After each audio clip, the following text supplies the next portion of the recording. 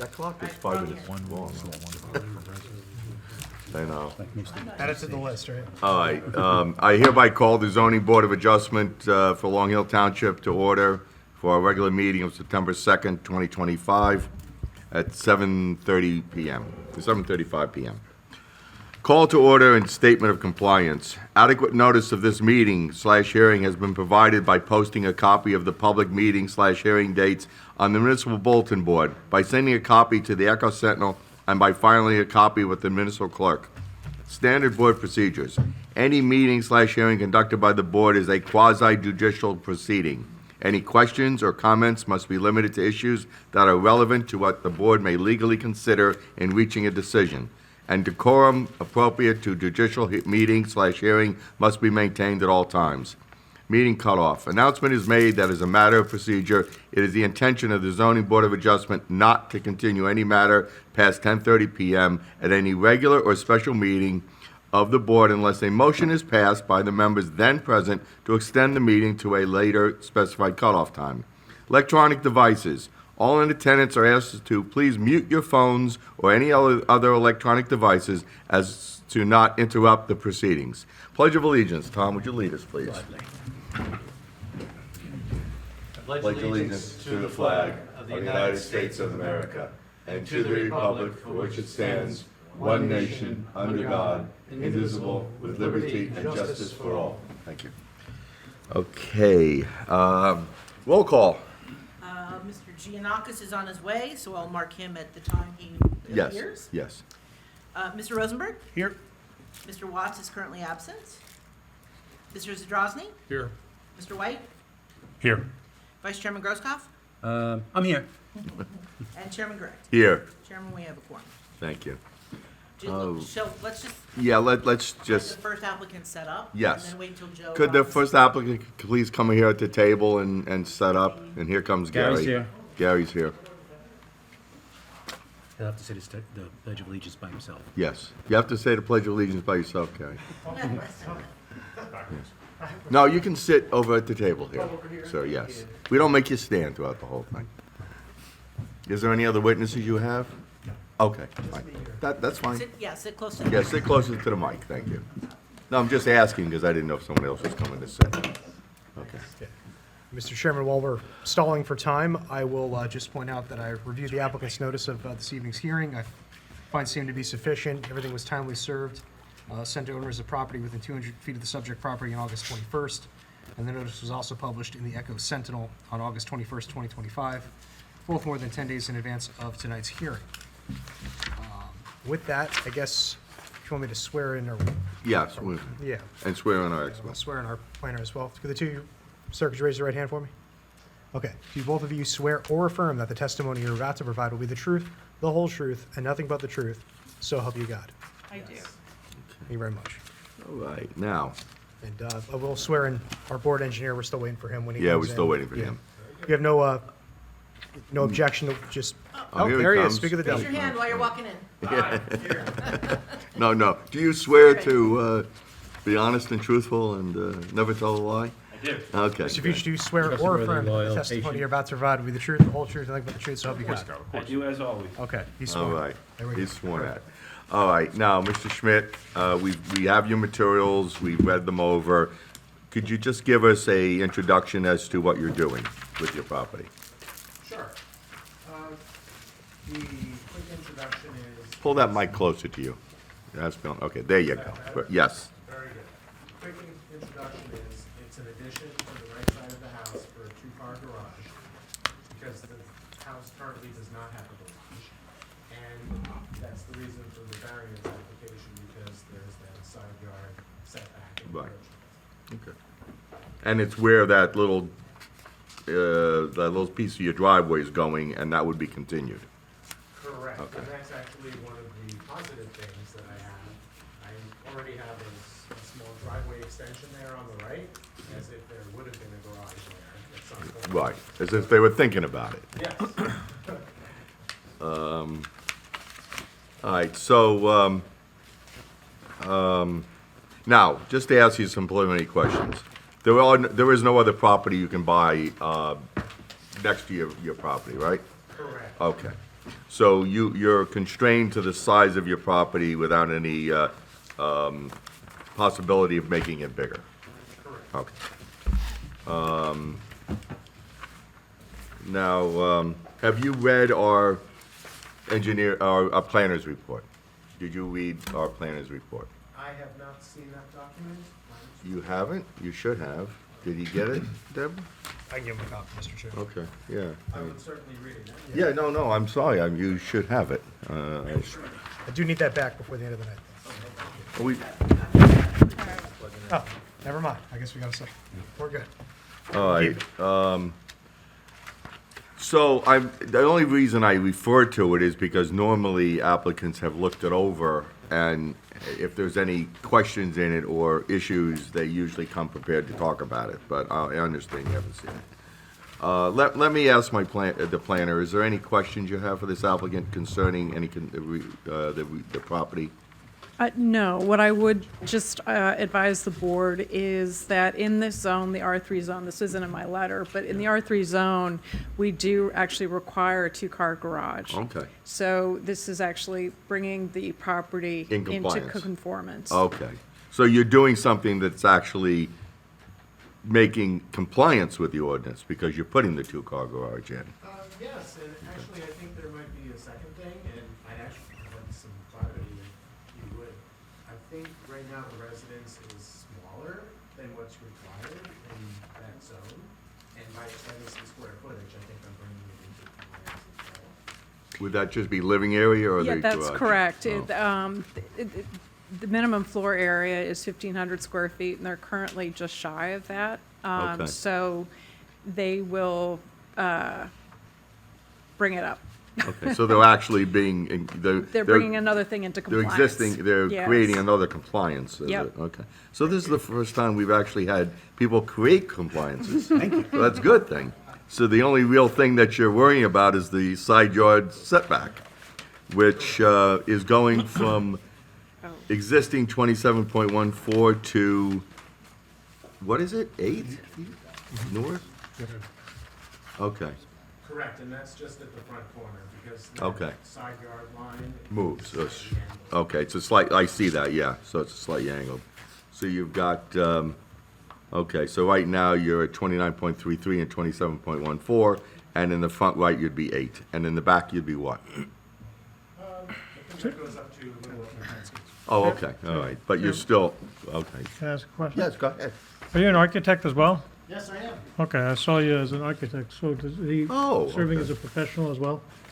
I only swore him in as a fact witness, but if you want, I can, if you want to give the board Maybe that'll the fast track credentials. this thing. Yeah, what are your credentials as an yeah, what are your, Or something else. well, what are your credentials as an architect? I'm a registered architect in New Jersey and also New York. Okay, and is that what you do for a living?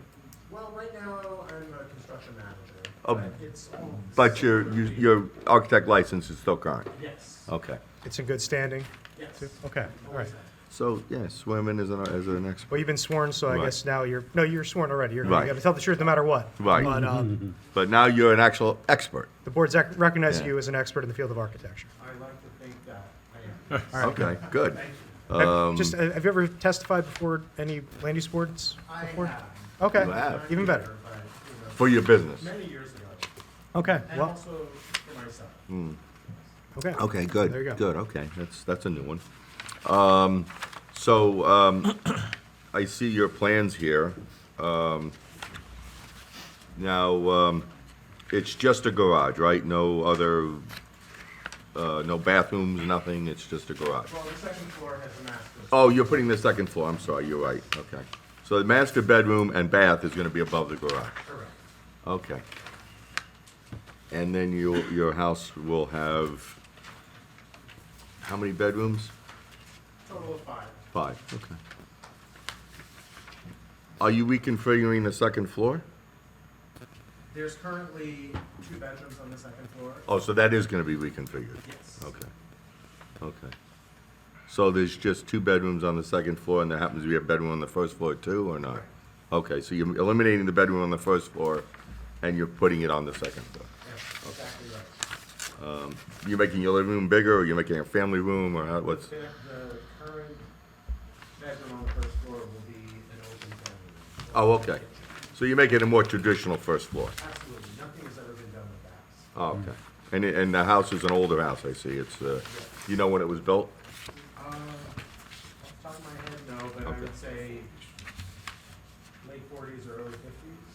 So you would Okay. say that there's no architectural restrictions due to like historical, no preservation was on it? No, If you would have heard about it by now? Yes. Oh, okay. Well, no, this is a traditional, I guess, cape, what you call it. Yes. Yeah. Make sure it wasn't George Washington slept there. No, well, he could have, who knows? You got it Could have right. slept on a property. So you're turning this house that's rather small considering it's, they got the pop-up upstairs.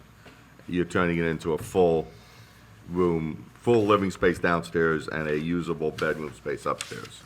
Yes, correct. And modernizing it. Modernizing, okay. All right. Any other questions from our board? I have just one. Yeah, okay. Your chain link fence, I can't see how close that actually is to your neighbor's property. Is that the 8 foot? The one that's on the left side? Yes. Yes. That's the 8 foot? No, No. on the Okay. left side, that fence there, I'm sorry it's not, it doesn't have dimension. Let me just look at the plan. I'm going to say that chain link fence is about, at the front corner, about 28 Well, feet. there's no wall against the chain link And fence. it's actually, dog run, dog. Oh, it's a dog area, okay, so your dog doesn't run around. Yeah, For dog owners. sure. And your deck, that's gonna be the new deck, right? Right, that existing deck that you see in the photos. Yeah. You have the photos in the, Yeah, in the package now. and on this That survey here, existing deck would be removed. Oh, there it is. That's on the Yeah. right side and it wraps around to the back. right. And what would be, you're putting a deck in place? Yes, I would put the deck on the back. Okay. Instead of a wrap around the side like it Right. does. And that deck actually shows up on that proposed plot plan. The new deck. Oh, okay, I see it, okay. New deck. What's the size of the new deck? And Oh. I'm going to guess the square footage right now, and Oh, I see, I got it. I would say it's probably about in the range of 200 square feet Okay, it would've been nice if you put the measurements on there, of the deck. of the deck, yeah, we always like to see I those know things. that all the coverage is within what's allowed. Yeah, I know, but we still like to see size though. I can clarify that. if That's okay. needed. So these striped areas is gonna be building then? That's the addition. Okay. Yes. So there's gonna be a slight addition out the back? Yes, it's the kitchen area only. Okay, So when you look at the plans on A2, and you look at the proposed first floor, yeah, the kitchen's bumped out. right, and you can see the dimensions of, Yeah, I see that little, 4-foot bump out, okay. correct. So to make the kitchen more usable with an island and the family room, okay, Real cook's kitchen. yeah. Good, okay. Any other expert questions? No, I do not. Okay. Any other expert, board, go ahead. I have one, just a Yes. couple of them, Mr. Chairman. First, housekeeping measure, the photographs submitted with the application, you took these? Yes, I did. Okay, approximately when did you take?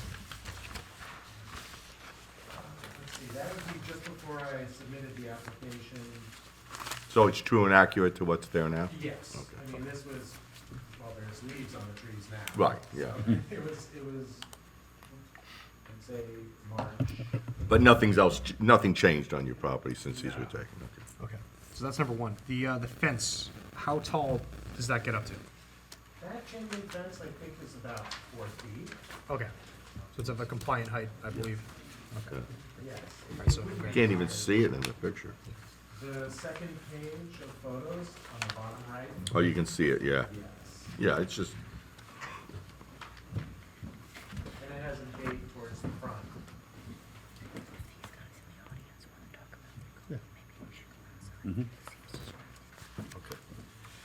gentlemen, if you're discussing another matter, could you please step outside?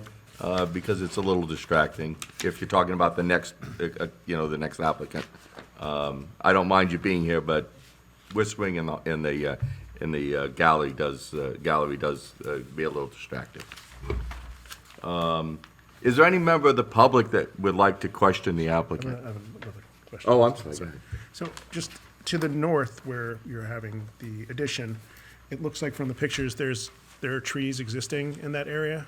Or maybe it's hard to see, I'm looking at black and white, okay. So it's heavily wooded on that side because it's my side yard, but the adjacent property's rear yard. Okay. So there's a lot of trees over there. There's a lot of buffer and screen. Okay, so their house is facing differently, are they? Facing a different Are they street. facing to the north? Yes, Okay. because their backyard and rear yard line is my side yard. Okay. And their driveway in the front of the house is on the adjacent street. I see. What street is that? If you happen to know. Islands? It's Summit Oh. Avenue. Thank you. I'm so bad with street names. Just for the record, do you have it, do you have the name? And most of those are they, what types of, it's just kind of, it's not manicured, it's just forest type of? Right, it's just wild. Okay. And there's a Western variety of Boulevard. trees, there's deciduous So it's trees, western. there's conifers, there's lower trees, very tall old growth. So in general, you don't, from your property, you don't really see your neighbor's property in general? Yeah, right now, the trees are making a lot of leaves, so. Yeah, you okay. don't see anything. And the only thing the neighbor's gonna be seeing is the side of the garage area and the side of the second floor. Winter time when there's no Yeah, leaves on the trees, okay. except there's a couple of really tall conifer trees there too. So Okay. it's great to have. But I mean, it looks from the one picture here, his rear of his house is quite a distance from the It side is. yard. Yes, correct. And that's on Western, according to your, plan. Western is the street. That his house his house is on, right? Or The no? adjacent street is Summit. Well, okay, that'd be summer, okay. All right. Any other questions from the board? Okay. Any member of the public wish to question the applicant concerning his application? Speak now. I hearing none? Okay, closing it to the public. Any other comments about your, project? No, but, you know, Okay. So now we have, you're making your house square footage compliant, and you're complying with the two-car garage ordinance thing, and the only thing, your variance is the side yard. Okay. All right. Any member of the public want to comment on this application besides questions? Hearing none, closing it to the public. Okay. All right. Gary, would you like to start the deliberations on this one? I'm a little familiar with the house and the neighborhood, and I think it's a brilliant change to the Cape Cod that was there. It doesn't seem like it'll be impacting the neighbors at all, so I'm inclined to, approve this. Okay, Paul, would you like to continue? Sure. I think the house, again, you said 1940s. It's probably time for some updating anyway. And again, it's going to be in compliance. Like Elizabeth said, two-car garage is required now, so I think that's great. You're going to comply with that. And I would vote positive for this, yes. Okay, Alex? I mean, anything the applicant has spoken to has been positive as far as what he's doing for the house and in turn, the neighborhood in general, I would assume, so I would certainly be in support of it. Okay, Tom? I think, yes, the applicant has stated a very good case. It looks like a very nice improvement for the neighborhood. Also, the fact that the lot is pretty, about 2/3 of the required lot width makes it difficult for either, to put this, either on the north or south side, you probably run into the same problem. And especially the fact that the neighbor to the north has a different, configuration and is far away from the the border of the properties. I would be supportive of this application. Now you, Tom. A lot of cases that come before us have peculiarities that have to be worked through. This is pretty straightforward. Thank you for bringing it to the 21st century. Yeah, I feel the same way as the colleagues just expressed. I think this is one of the few applications we've had that's actually you bring your house up to compliance. Usually we have more variances than this, but this is a good thing that you're actually improving look at your house, you're improving the neighborhood, you're making it compliant with the ordinances by having the two-car garage, you're making your house more livable by having a nicer kitchen and putting the bedrooms on the second floor. So all in all, it's a positive. It's going to increase the appeal of the neighborhood. So I would be in favor of it. So, would you like to? Yeah, I'll give a summary, Mr. Chairman. So the applicant here is seeking one variance, that's for the principal dwelling side yard setback to the northerly property line. He's proposing 8 feet, where 25 feet is the minimum required. As far as conditions go, I didn't note anything in Liz's memo. Didn't see anything from Joe on this either.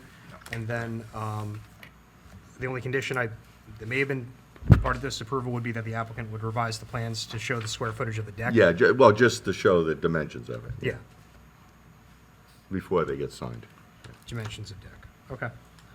And that's really about it, unless anybody else had any other conditions that I'm missing or wanted to apply any other conditions. I think that's about all we got.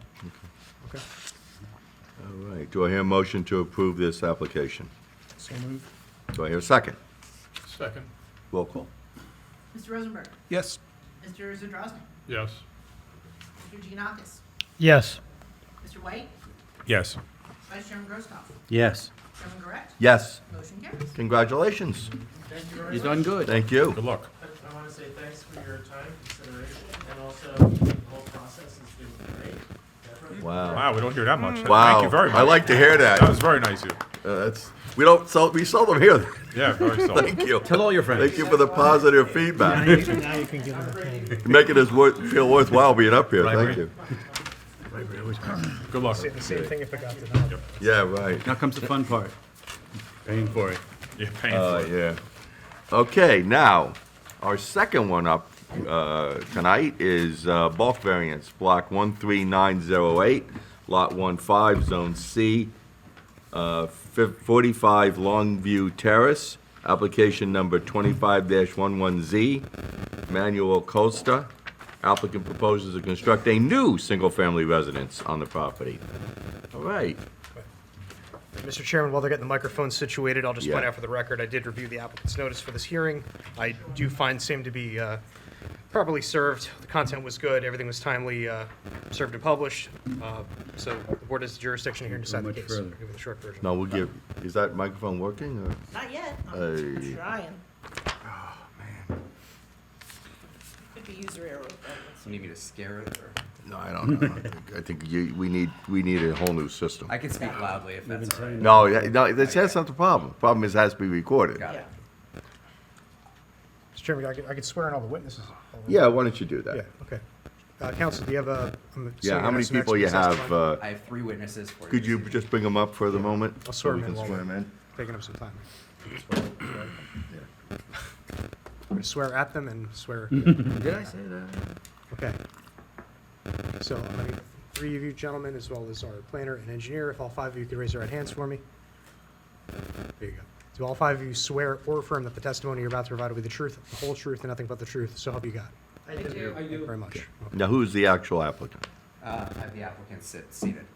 Well, let him come up too. Sure, I don't intend to have him testify, but he's certainly. Well, we might have questions for him. I don't know Never that. I want him sworn in too, just in case. We also have to kill time waiting for the batteries. Yeah. Yeah. All right, sir, gotta raise your right hand for me. Do you swear or affirm that the testimony you're about to provide will be the truth, the whole truth, and nothing but the truth, so help you God? Thank you very much. Thank you. All right. How we doing? Do you want me to use this? Yeah, you can use that for now. That's a rhetorical question, right? Okay, yeah. How you doing? Okay.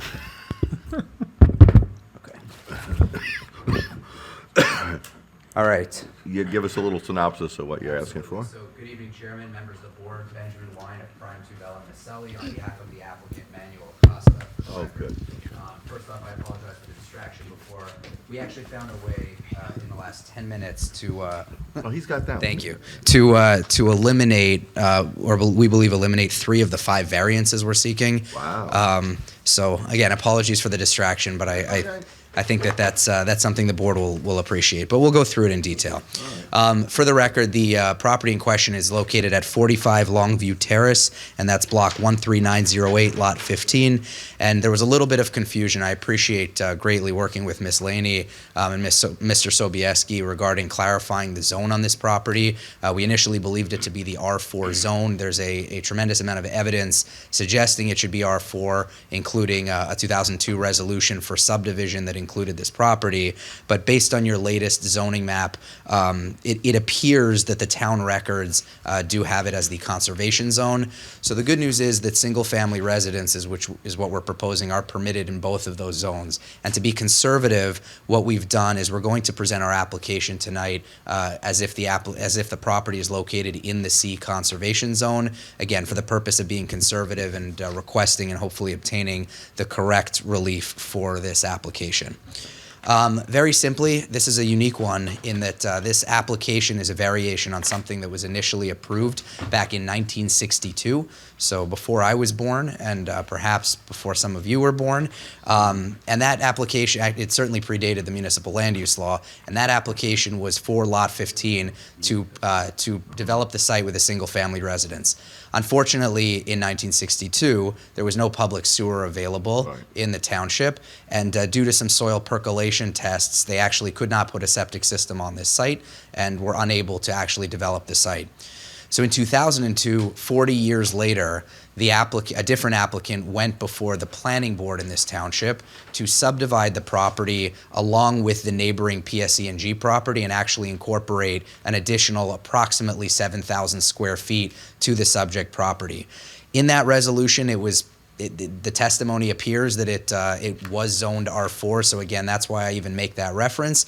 But more importantly is that the township planning board took the position that they wanted to create a 20,000 square foot lot for this site in order to accommodate the typical R4 standards and to be able to develop the site with a single family house.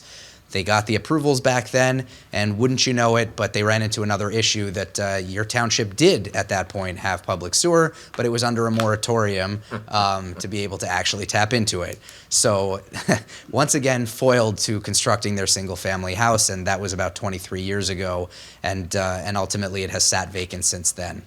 We're here tonight trying to realize a 63-year-old dream and ultimately put a shovel in the ground and construct the single-family residence on this property once and for all. The plans that you'll see this evening are generally similar to what has been proposed over the years. Obviously, building codes have changed, some general aesthetics and construction has changed, so there are slightly different nuances, but the operative component here is that this is going to be a single-family residence on a property that, no matter how you slice it, has been zoned to house a single-family residence, and we're just here seeking some relief for some unique site circumstances.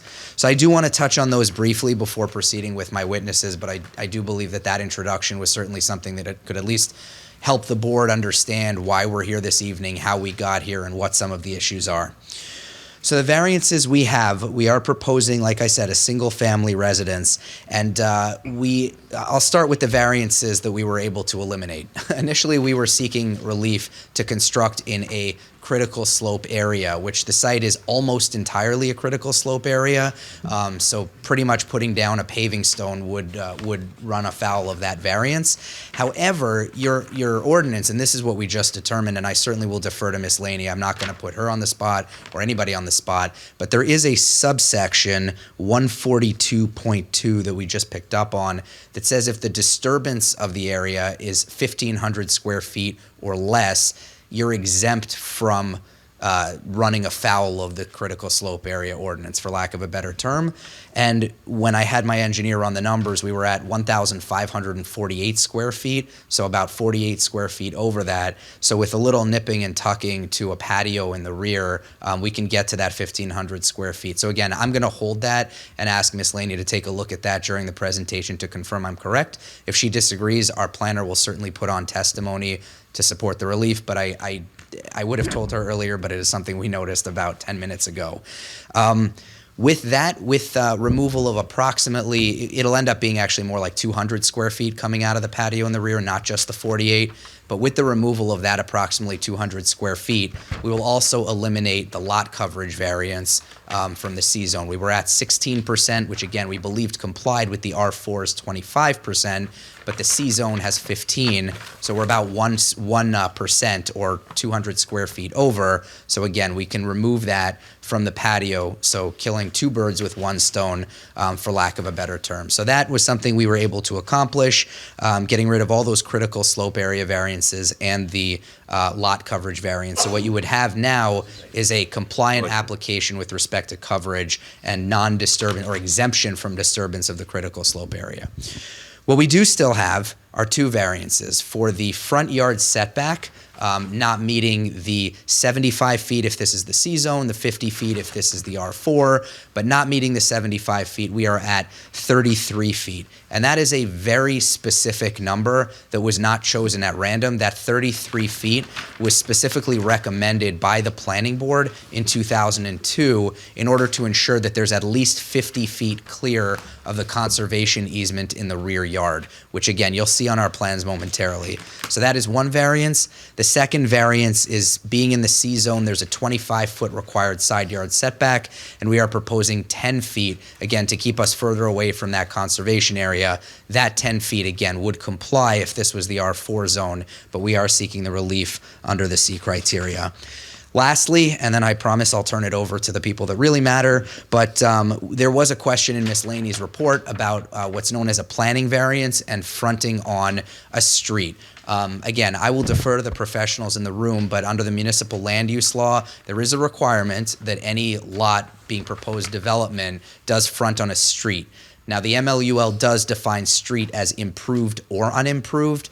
This Longview Terrace is, in fact, a street. It is just unimproved. And so what we would do, we would not be running afoul, we would not be seeking relief, but the requirement ingrained in that section 36 of the MLUL is that we would post any necessary performance bonds to ensure that it is improved up to town standards for the amount that is necessary to reach effectively our site. So To provide you with a driveway. No? Correct, to be able to, it's a few more feet to get that unimproved road to be made improved to now front in front of our driveway area.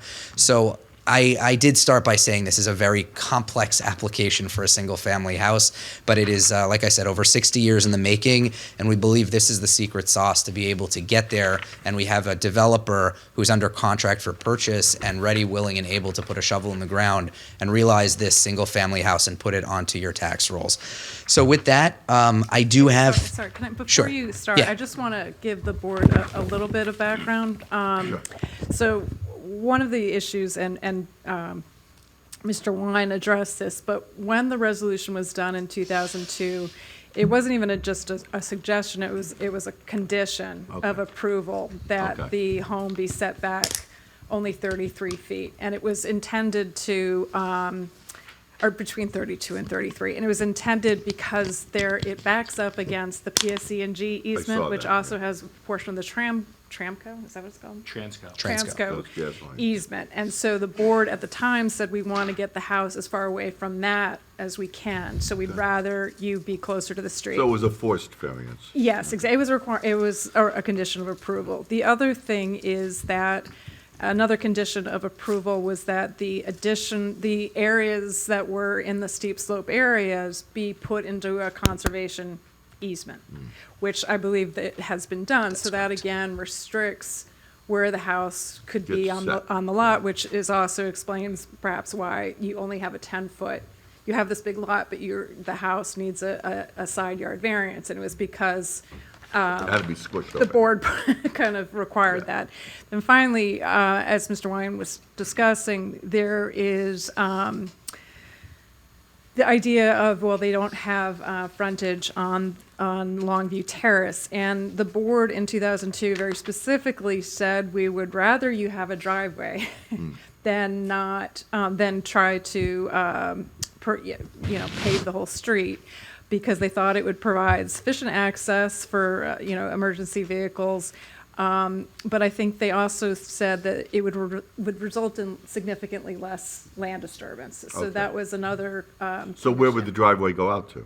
Well, I guess they'll explain it, Okay, but all I right. just, want to just go over that with you, that some of what they're proposing Was imposed on them. was imposed on them Okay. 23 years ago. Okay.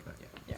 And to be, Well, thank you, Ms. Laney. And to be clear, this obviously is a new application, so this is the zoning board. This board could feel otherwise, but Yeah. I think that those are very pertinent, helpful, contextual.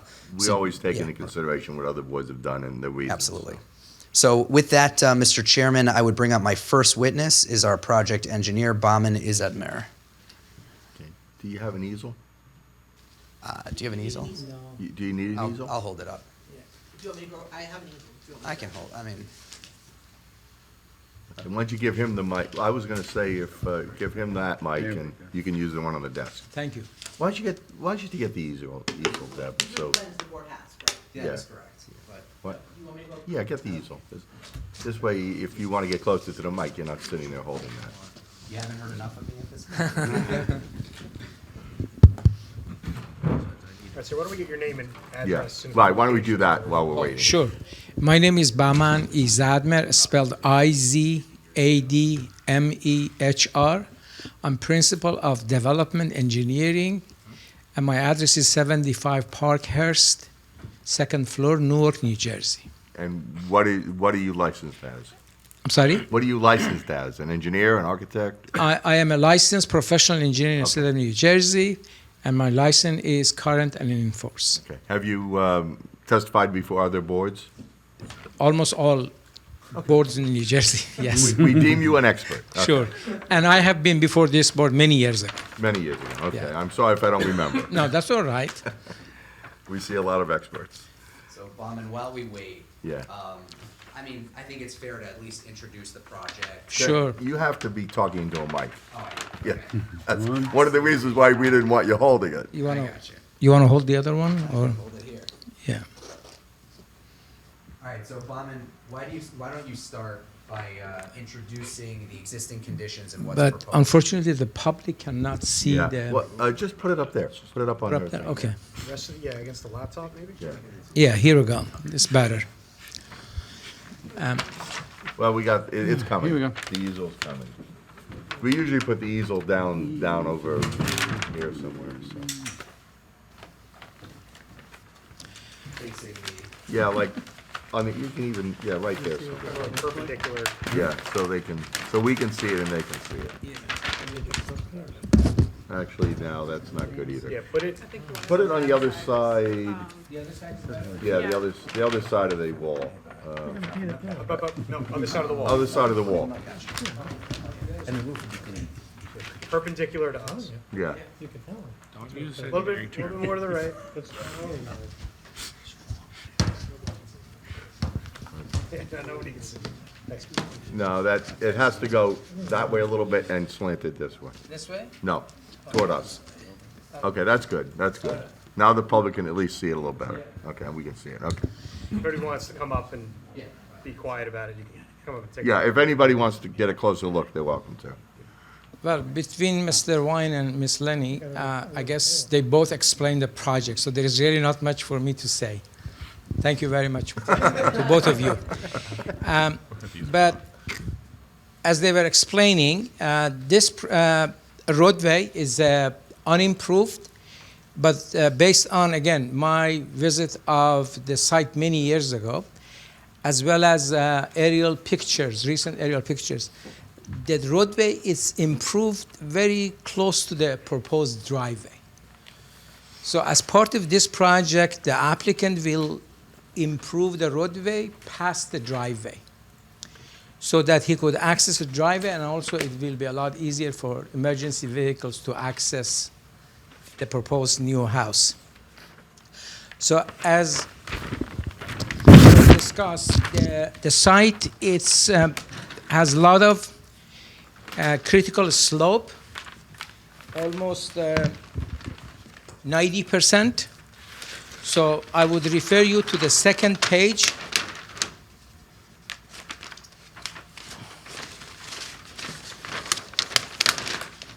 All this hashed area is critical slope. So we did a slope analysis of the existing site. And as you can see, it's pretty much covered with steep slope. plus the PSE&G or Transco easement in the back of the property, and the conservation easement, which is on the side of the property and also in the rear of the property. So as you can also see on the first page, these are existing trees that the surveyor picked up. We had the survey updated recently, so I assume these trees are still there, but there are a variety of trees at the site. We have oak, we have birch, we have maple, so there are a variety of trees. And the other reason, other than the critical slope, was to minimize cutting these trees. I mean, these are lovely trees. They've been at the site for many years. And considering the location of the easement, the conservation easement, so the best location for a new house, considering the requirement that the planning board set about 22 years ago, we placed the house 33 feet exactly from Longview Terrace right-of-way line. And we set the side of the house 10 feet from the property line as a setback under your R4 zoning requirements. And then we basically left with whatever we can in the rear yard.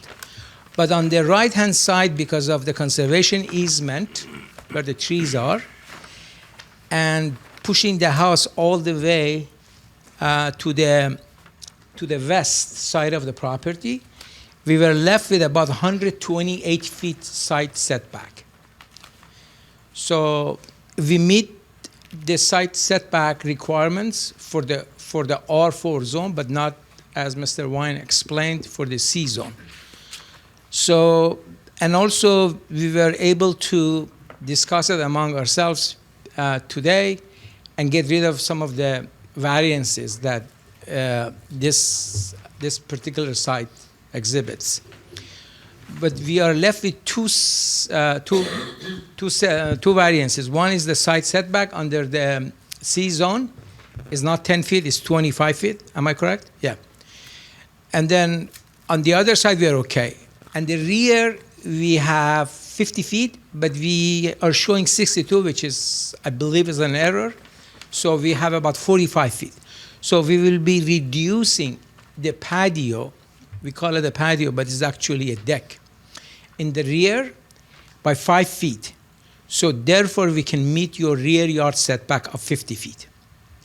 And also, that will reduce the size of the patio. Therefore, we can also meet the coverage, the lot coverage or impervious coverage. Under the old zone, it was 25%. Under the new C zone, it's 15%. So we can meet that as well. So basically, we are left with two variances, front yard and side yard. Okay. And we can also meet the critical slope disturbance. Yeah, so we will comply with everything. And then we will also meet with with the requirements for a garage. We are providing two-car garage on the ground floor, which is sort of walkout basement. On one side is... Because of the slope. Yeah, exactly. On one side is at grade, on the other side is probably about 5 feet, buried. That's why the deck is about 4 feet, 5 feet above the finished grade. So all in all, we are providing a 1,600, roughly 1,600. One thing, just regarding the variances, I think you guys still need 3 additional ones regarding the setback from critical areas themselves. There's another provision under 142. So my read on that, Mr. Yeah. Sobieski, is that that whole section is inapplicable. Totally inapplicable. If Yeah. you Okay. comply with the 1,500. Okay. gotcha. Exactly. Just wanted to make sure Yeah. that was addressed as well, because those were also in play. Yeah, sure. Okay, thank you. You're welcome. So, Brian, can you also touch on the stormwater management that's being proposed at this site? Yes. We are proposing a seepage pit in the driveway. That's the only location we can do it because we don't want to really disturb any place that we don't have to. And it's pretty good because the property, slopes toward the roadway. So that's a logical location for a seepage pit. So we will not only connect the runoff from the driveway, the sheet flow from the driveway into the seepage pit, but we will also connect all the roof leaders from the new house to that seepage pit. And then we will also reduce the driveway. We are showing a 20-foot, but we will readjust the walkway as well as reducing the width of the driveway from 20 to 19 in order to reduce that 45 feet overage that we have for the current. Oh, yes, you're right. We are taking that was our first approach, yes, yes. So your driveway's staying the same? Yeah, same, yeah. In terms of utilities, I know I said it in the beginning, but I just want to confirm, we are permitted to connect into the township sewer. Exactly. That's shown in this dark black line here. This is where the sewer ends. Basically, there is a manhole, existing manhole. So we are basically extending that to the house on the west side to minimize, again, disturbance. And also, it's a logical location. It's next to the garage. Okay. So that's, and then we obviously have all the other utilities that You are have available. gas, natural gas? We have natural gas, yeah. I mean, if we don't have it, we can get it from this easement, right? You're up it, yeah. But we do have that, yes. And we have electric, of course, and we have gas. I have a question for our planner. Do you agree with their statement about the 1,500 disturbance? Yes, there is at 142.2, after all of the standards listed in 142.1, it just says site disturbance with a gross area of disturbance of less than 1,500 square feet shall be exempt from the standards. 1,500 or less? Less than 1,500, Yeah, actually. So up to 1,500. Up to 1,500. Okay, all right. So that is correct then, but they're, okay. Correct. Do you have any other questions for them, for their expert? I don't. You have any questions? With relation to the proposed right-of-way, do you have a sheet you can bring up to show the lots on the other side, the northern side of Longview Terrace? Unfortunately, I don't have it here, but I have a copy of the old survey that I can pass it on to you, and it shows the two neighboring properties, namely this lot and this lot. No, but to the north side of Longview Terrace? No. Across the street? Across no. the unimproved street, there's nothing improved, but what, do you know the configuration of the lots that are there? Are they the rear yards of the lots? I am not really sure. I haven't looked at The that. reason I'm asking is because respectful to our board and their prior decision, Yeah. it's not their decision, it's not their jurisdiction to decide that what happens in the right-of-way relative to a driveway under a license agreement, or the vacation of the roadway consolidating into the neighboring lots, or the extension of the roadway as a public road, and then the driveway teeing off it. That is the jurisdiction of our municipality, our township. Right. So our township governing body would make that decision. So ultimately, the decision we have here tonight would be conditioned at the very least on them approaching our governing body and working out that relationship. The connection to the roadway? And I deal with this in a number of municipalities on a road like this that's already substandard improved. Extending that roadway is typically most appropriate as a driveway and a license agreement with the municipality. As opposed to a full road? As opposed to improving, at the cost of this applicant, improving the full right-of-way. Right. And- To road Right, grade? but this is the moment at which the township should engage to make their decisions on vacating paper streets or maintaining them. Relinquishing their right to accept the paper street is the more appropriate legal term, I believe, to say it. Or make those transitions. So the reason I was asking is just so we have an understanding Sure. of maybe Any my other people eventual guidance potentially. to our governing body. Right. But I am comfortable with them proceeding with a driveway within the right-of-way and assumed as a license agreement with the township. Okay. and then the vacation can be addressed as a separate matter, or even deferred to if north of Longview Longview gets Terrace developed. are developable lots that could infill as well. Okay. Like perhaps the second or third person would be more appropriate to decide they don't want a shared driveway in that license agreement, and they'd rather improve the roadway. Okay. I see what you mean. The house is across, I'm sorry. The house across the street, the driveway's coming off of Hickory Tavern. Right. Yeah. Just not clear to me if there are lots, Does this help you? if there are lots in the rear there. Joe, And so, does that help you there? There's lot lines right there. okay, so it confirms to the rear. Okay. So then this would be the only This would be the only house. So my recommendation to our governing body will be, Sorry. But for That- now, right? yeah, Mr. that extending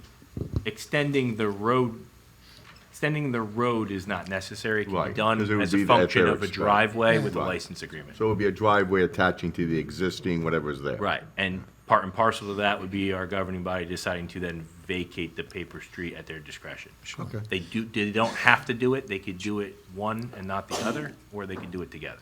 Okay. So practically, just for reference, it would either end up as a driveway with a license to be in a public right-of-way. Within a paper street we or haven't within a accepted, paper yes. street, right, or it would end up being vacated. And straight driveway. Consolidated to both properties, in which case you would need an easement from the neighbor to the north. Yeah. Or realign the driveway in your own property and at the property line, yes. Okay, all right. So, but But all that's not logistics for within our our- governing body, and I'm comfortable with them proceeding as they illustrate on their plan. Okay, thank you. I agree. Thank you. Then with relation to the stormwater management as proposed and the lot grading, since I didn't have an opportunity to prepare my memo and finalize it, it would be more appropriate we just defer those conditions as you, a lot grading, like, under our single-family development opportunities, right, Right. for exemption. If it was To comply with conforming, your- it would just be a lot grading permit and dealing with stormwater management Right. at my desk as the township engineer as well. Yeah, that's fine. That's fine. And then, yeah, we could deal with that. We concur with yours.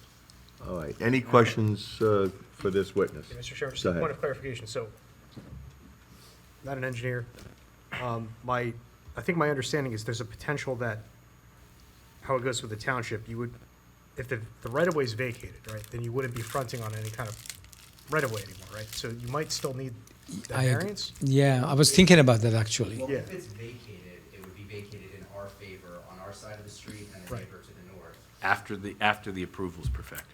I understand, but then the lot still wouldn't be fronting on a public Yeah, street. Yeah. I think that they could seek the variance with the understanding that the board potentially would Right. grant, I mean, assuming all of this is approved, but if the board were to grant the variance, saying we prefer this alternative to not granting the variance, and, Gotcha. yeah. That's correct. Yeah. Right. That's Okay, gotcha. Thank you. So that's still the planning variance plus the, yeah, the front and side, there's that other section of the ordinance too. Okay. Well, actually, well, we got the engineer, one other Yeah. question. Sure. Potentially two. The front yard, are there any retaining walls proposed in the front and the side yard? Side yards? On the side yard, no, except the driveway. In order to create a driveway, we have to have roughly about 2 to 3 feet retaining walls, one on each side of the driveway. Okay, so they're gonna be of a compliant height, which is 4 feet. Right. Yeah, Below 4 yeah. feet. Okay. Yeah, gotcha. they are less than 4 feet, so they don't have to be engineered. It Or will be- guardrail, yeah. Yes, it will be a landscape wall, basically. Okay, so you don't need any variances for the retaining walls? No. That's what I'm trying to establish. Okay, gotcha, thank you. You have a question, Jonathan? Yeah, a couple of questions. I think you'd mentioned something about the rear yard setback being an error or something that the C2. On the packet that you have, it shows 62 feet, but I looked at it today, and I believe it should be about 45. Okay, because 62 looks like so the label 62 Yeah, through the conservation easement, that's mislabeled, or that shouldn't be all the way to there? no, basically, the line should be perpendicular to the property line, but that setback is not. So if you make it perpendicular to the property line, it's about 45 feet, yeah. It's a slanted, But Yeah. by removing a portion Yeah. of the patio, we can make it comply. Exactly. Which is the C zone's rear yard. yeah. yeah, the rear yard setback just got changed, so from 25 to 50, so we could still comply. I'm sorry, because I don't have a lot of room up here to figure out what I was looking at. Sure. I believe there was something somewhere where it showed a neighbor to the east, I believe, was it? There's some picture. West, neighbor to the west. Which, You mean this picture here? oh, it's looking east. Yeah. Yeah, it's actually, yeah, it's on that picture, I guess, right there. Yeah, it is. Where is that? I'm a little bit, I'm not really sure because we got this picture from Google Map, okay. so I assume A little it's, confused as to where that picture is in Yeah. relationship to where. Yeah, the yeah. property Here's that is. house. is here? Yeah, so it's over here? Oh, So it's, over here. it's on this side here, so it's on the It's on west the side. left of your plans. Yeah, How far off the property line are they? it's basically right after the intersection. As you enter Longview Terrace, so it's immediately to the right. So is that, and that is the same side where you were looking for the variance Um, from the 10? The west side. Yes. Yeah, the west That's side. the same side where you have the 10-foot, Yes, exactly. and to the east, there's nothing. Nothing. As far as we know, there is nothing. Okay, and my last question, just again, because it's so hard to look through everything, because of the slope, you have a walkout garage? I mean, is the garage technically in the basement? No, garage in the front. Garage is actually in the basement. Okay. It's basically exposed to the grade on this side, which is the south side. I'm sorry, on the south side, which is, am I right? No, on the south side of Longview Terrace, right? But on the north side of the property. But then once you move to the rear yard, it goes up. So there is a difference of about 10 feet between the finished floor of the garage and the first floor, or the second floor, as you wish. And then we have a patio or a deck, basically, which is about 4 feet above the basement. Okay, so I only ask, and I assume that all our professionals have looked in this, but I know that we've sometimes had issues with the amount of exposure, the amount of exposed basement. Yeah. And that it's been considered a floor if it's more than 50% or something. Yeah, I was gonna ask that too. This is just the front facade. Just the, okay, Okay, so just the front. side is- So the it side doesn't is- qualify as a second, as another floor, okay. No, correct. Basically, it's not exposed. There are no windows in the rear of the basement. Right. There are only basically the garage doors, right?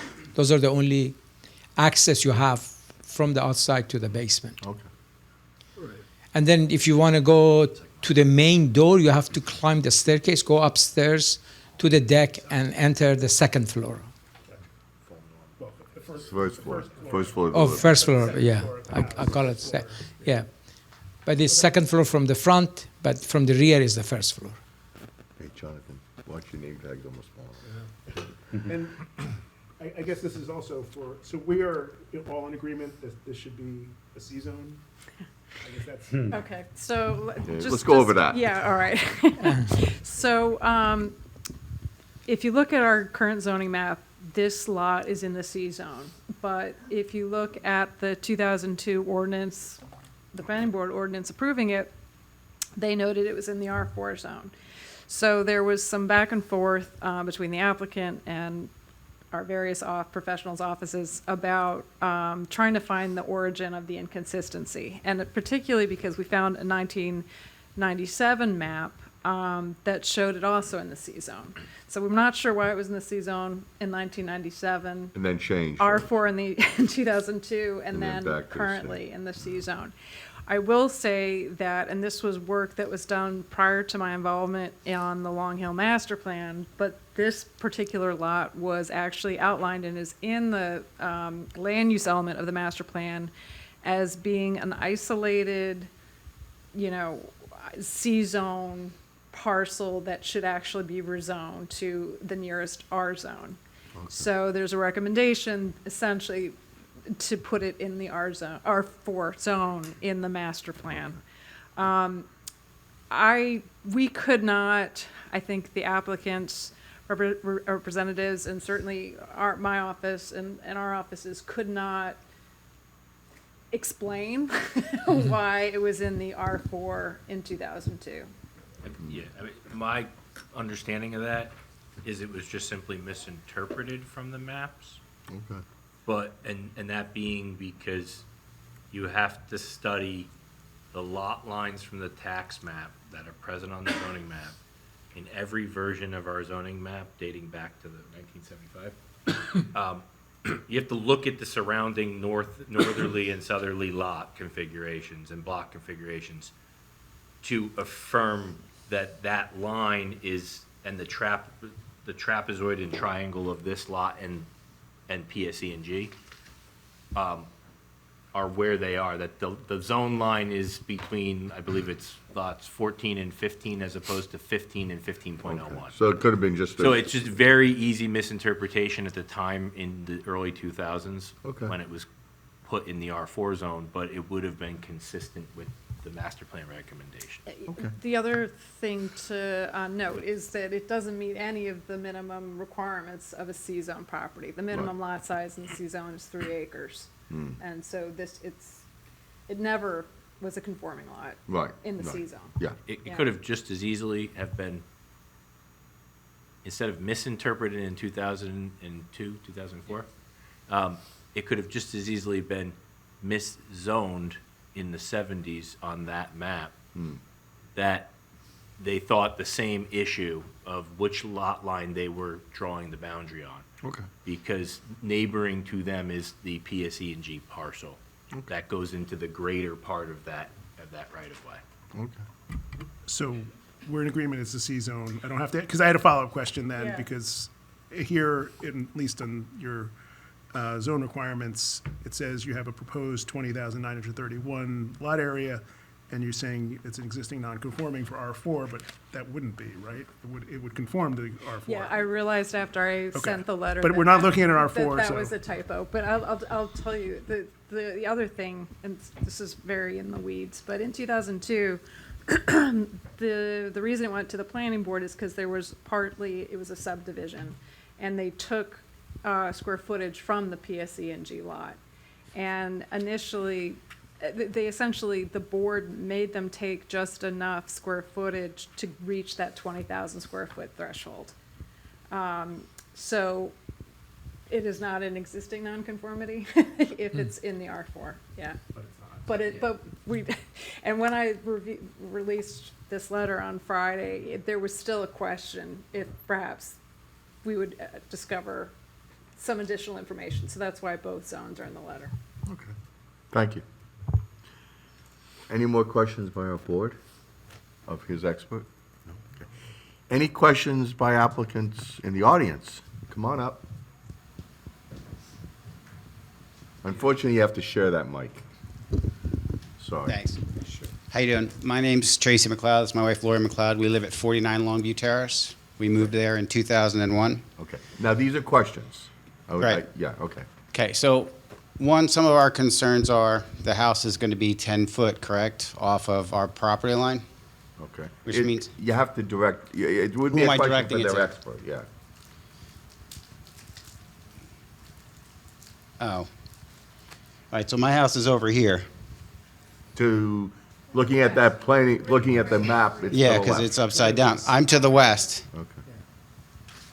It's actually, the corner of my house is pictured right here. Oh, that is your house, okay. That's my All house. right, okay. And that, where is that on the map? Is that where you say it is? It's not shown. It's not shown, okay. It's right here. But, I mean, it would be there, okay, It's right here, right? okay. Let me swear this guy in just to be safe. Yeah, go ahead, swear Yeah, you. sir, I got to swear you in just Sure. in case he makes factual statements. Do you swear or affirm that the testimony you're about to provide will be the truth, the whole truth, and nothing but the truth, so help you God? I do. Okay, Okay. go ahead. Thank you. So some of our concerns are the house being that close to my house. Well, how close is your house to their property line? Well, my house is, it's like 20 feet off the property line, but it's in the front of the house, the property line's angled, so depending upon where you take the number, it's different. Okay. between the front and the back. But the physical building, how far is that? Your house itself? My house itself is from the actual line right here, the property line where I have a fence it's about 19 feet, 18 feet at the very front corner of the Fieldstone Foundation right here, Okay, so their house would be how far from your house then? 30 feet. 30 feet, okay. All right. Yeah, okay.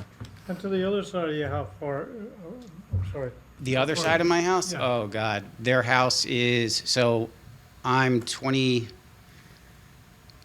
feet off the property line, and they are probably about 30 feet off the property line. It's over 50 feet.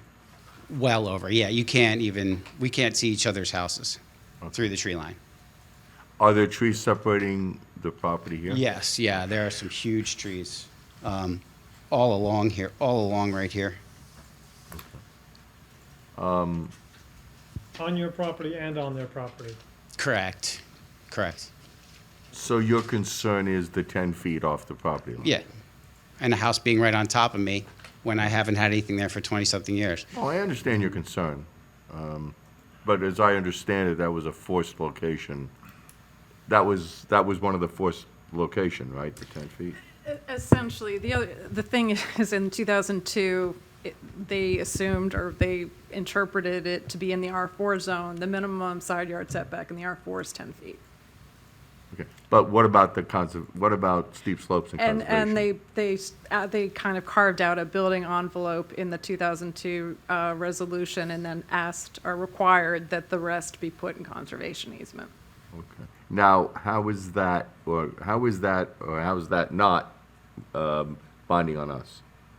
Well, if it's in a conservation easement, then you want to. Yeah, I mean, so if the easement, I assume, was perfected, you have it in your type, right? So the conservation easement is the conservation easement. So that carved out area is the area? Right, that carved out area is the developable footprint for the buildable lot. Okay. Essentially. The rest of the conditions of the prior approval being any of where they believe the house should then be sited in that developable area, I would defer to our attorney, but I think it's within the discretion of the board to consider relinquishing some of those conditions in favor of a different planning alternative in front of you today. Okay. Well, if somebody could answer me, how much room would it be, could the house be moved to the right as I'm looking at those plans and still be within the building envelope? Is that a possibility? I mean, that's a question for. Yeah, I mean, yeah, could you give the But mic to? I have a couple other. Okay. So, one, this manhole is extremely high. And it's so high that what I mean is in depth, if you open it, it's about 16 inches deep, that's it. And so toilet paper and stuff from my house, every so often, I would either do one of two things. I would actually open up my cleanouts and stick garden hoses in it and flush all the toilets because paper builds up in this manhole. Okay. Yeah, because It's the one. it's right here, because it's very high. So I've actually gone out and opened it. You mean high in relations to the pipes going into it? Correct. Okay. Yeah, if you open the street, it's like maybe 16, 18 inches to the bottom of it from the road. So I have a concern with that. So now there'll be another house dumping into it. So it's not 6 feet deep-ish on the. No. Absolutely not. I know, because I've opened it. And I used to work for the city of Summit in the sewer department, so. Maybe it's filled with sediment. No, you can see the cement bottom. Yeah? Yep. You can see the trough. So that's one concern. My next concern is garbage pickup and mail. And third is snow. Because right now, when What's they the push concern the with snow, Well, elaborate on your problem with well, garbage pickup. is the truck gonna back all the way up, the garbage truck? Because there's nowhere for him to turn around. It's a small street, very It's small. 7 foot wide. One in, one out. So I guess the question is, what does the garbage truck do now? What does he do now? Well, my house is right there. House is at the end, Right. yes. So we just put our cans right down there for him. So he just comes right to it and plops them in and then goes down the street. Well, it turns around to go back. No, he can't turn around. There's nowhere to turn around. One at a time, he please, ba- when we're doing. Yeah. So does the garbage truck back up down Longview Terrace to get to your driveway to pick up your garbage? Me? Yes. No, he doesn't back down it, no. So he comes head on to the He dead comes end. head on, we move it right down to the intersection. Okay, so Right where. you walk Intersection your of garbage what- Yeah, down. because it's only like, the intersection, it's only like, from my house to the intersection's about like 30 feet. Okay. So you make it easier for the garbage truck? Yeah, yeah, And the post office truck does the same thing, basically? correct. Well, the post office uses my driveway to turn around, Okay, all right. Well, which they is, have- which yeah, is fine, yeah. I've seen them do that. yeah. And then snow. So the snow usually, the road ends actually before my property line. So the blacktop just stops before the property line. Like, that's how it's always been since I've been there for 21 years. So they pile the snow up there because there's no other place to put it. So I guess the question is he gonna do the same thing, the plow truck? Are you gonna have enough room to push that snow all the way down? Because it's quite a bit of snow. Yes, of course, because he has to have access to his driveway, so he has to clear the roadway. Right. Well, Either- he- heard you say you were just gonna turn it into a driveway that goes right into the house. Yeah, I'm saying that he could still push the snow out of the driveway, otherwise he won't have access to the house. Right. So that's what he will do. So that. And now, in terms of, go So ahead, I'm just sorry. to clarify that the he is not going to be the applicant because that's still in the public right of way. So the township's plows, and we're discussing what will be in Exactly. their consideration of what I was discussing earlier, That's what I was talking right? It'll be part of their consideration, speaking with me as the engineer and our public works director and others, right, that would make those services, to decide if they want the driveway, which they can only address in licensure from their property line Right. into their property, and how to deal with the remainder of the road that has not been constructed through in front of your frontage. If they were to vacate the portion in front of you, your new neighbor would need some form of easement between either you and them or the neighbor to the north and them to get through that property line. But I think the decision on how snow will be plowed and how garbage pickup will be done will really be deferred to the governing body on where the delineation of the public right-of-way ends. Where the public right-of-way ends, we have an obligation as a township to provide our full services for the taxes that we impose on the property, otherwise some form of credit. So if we are not going to pick up the garbage, and I'm sure those that pick up the garbage appreciate not having to come down to your property to get it and you walking the cans back and forth, but you do have the right to have it received at your driveway. No, In the property. but it's, for them to pull all the way up and then back all the way up is, Yes, agreed. And that kind of changes the threshold when we talk about the next house down, Right, which is why we're Because it's discussing. further down. Right. right, Well, right. Any other And I questions? think that would, not to testify for the applicant, but in those considerations of those types of movements of other vehicles, emergency vehicles, as well as then municipal services is why why the K-turn is provided for the driveway on the plans as shown. Correct?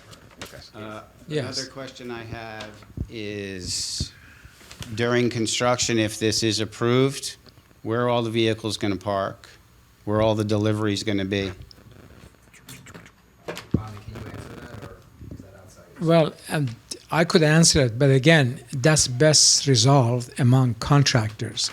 So obviously, they have to, there is really no access past the driveway.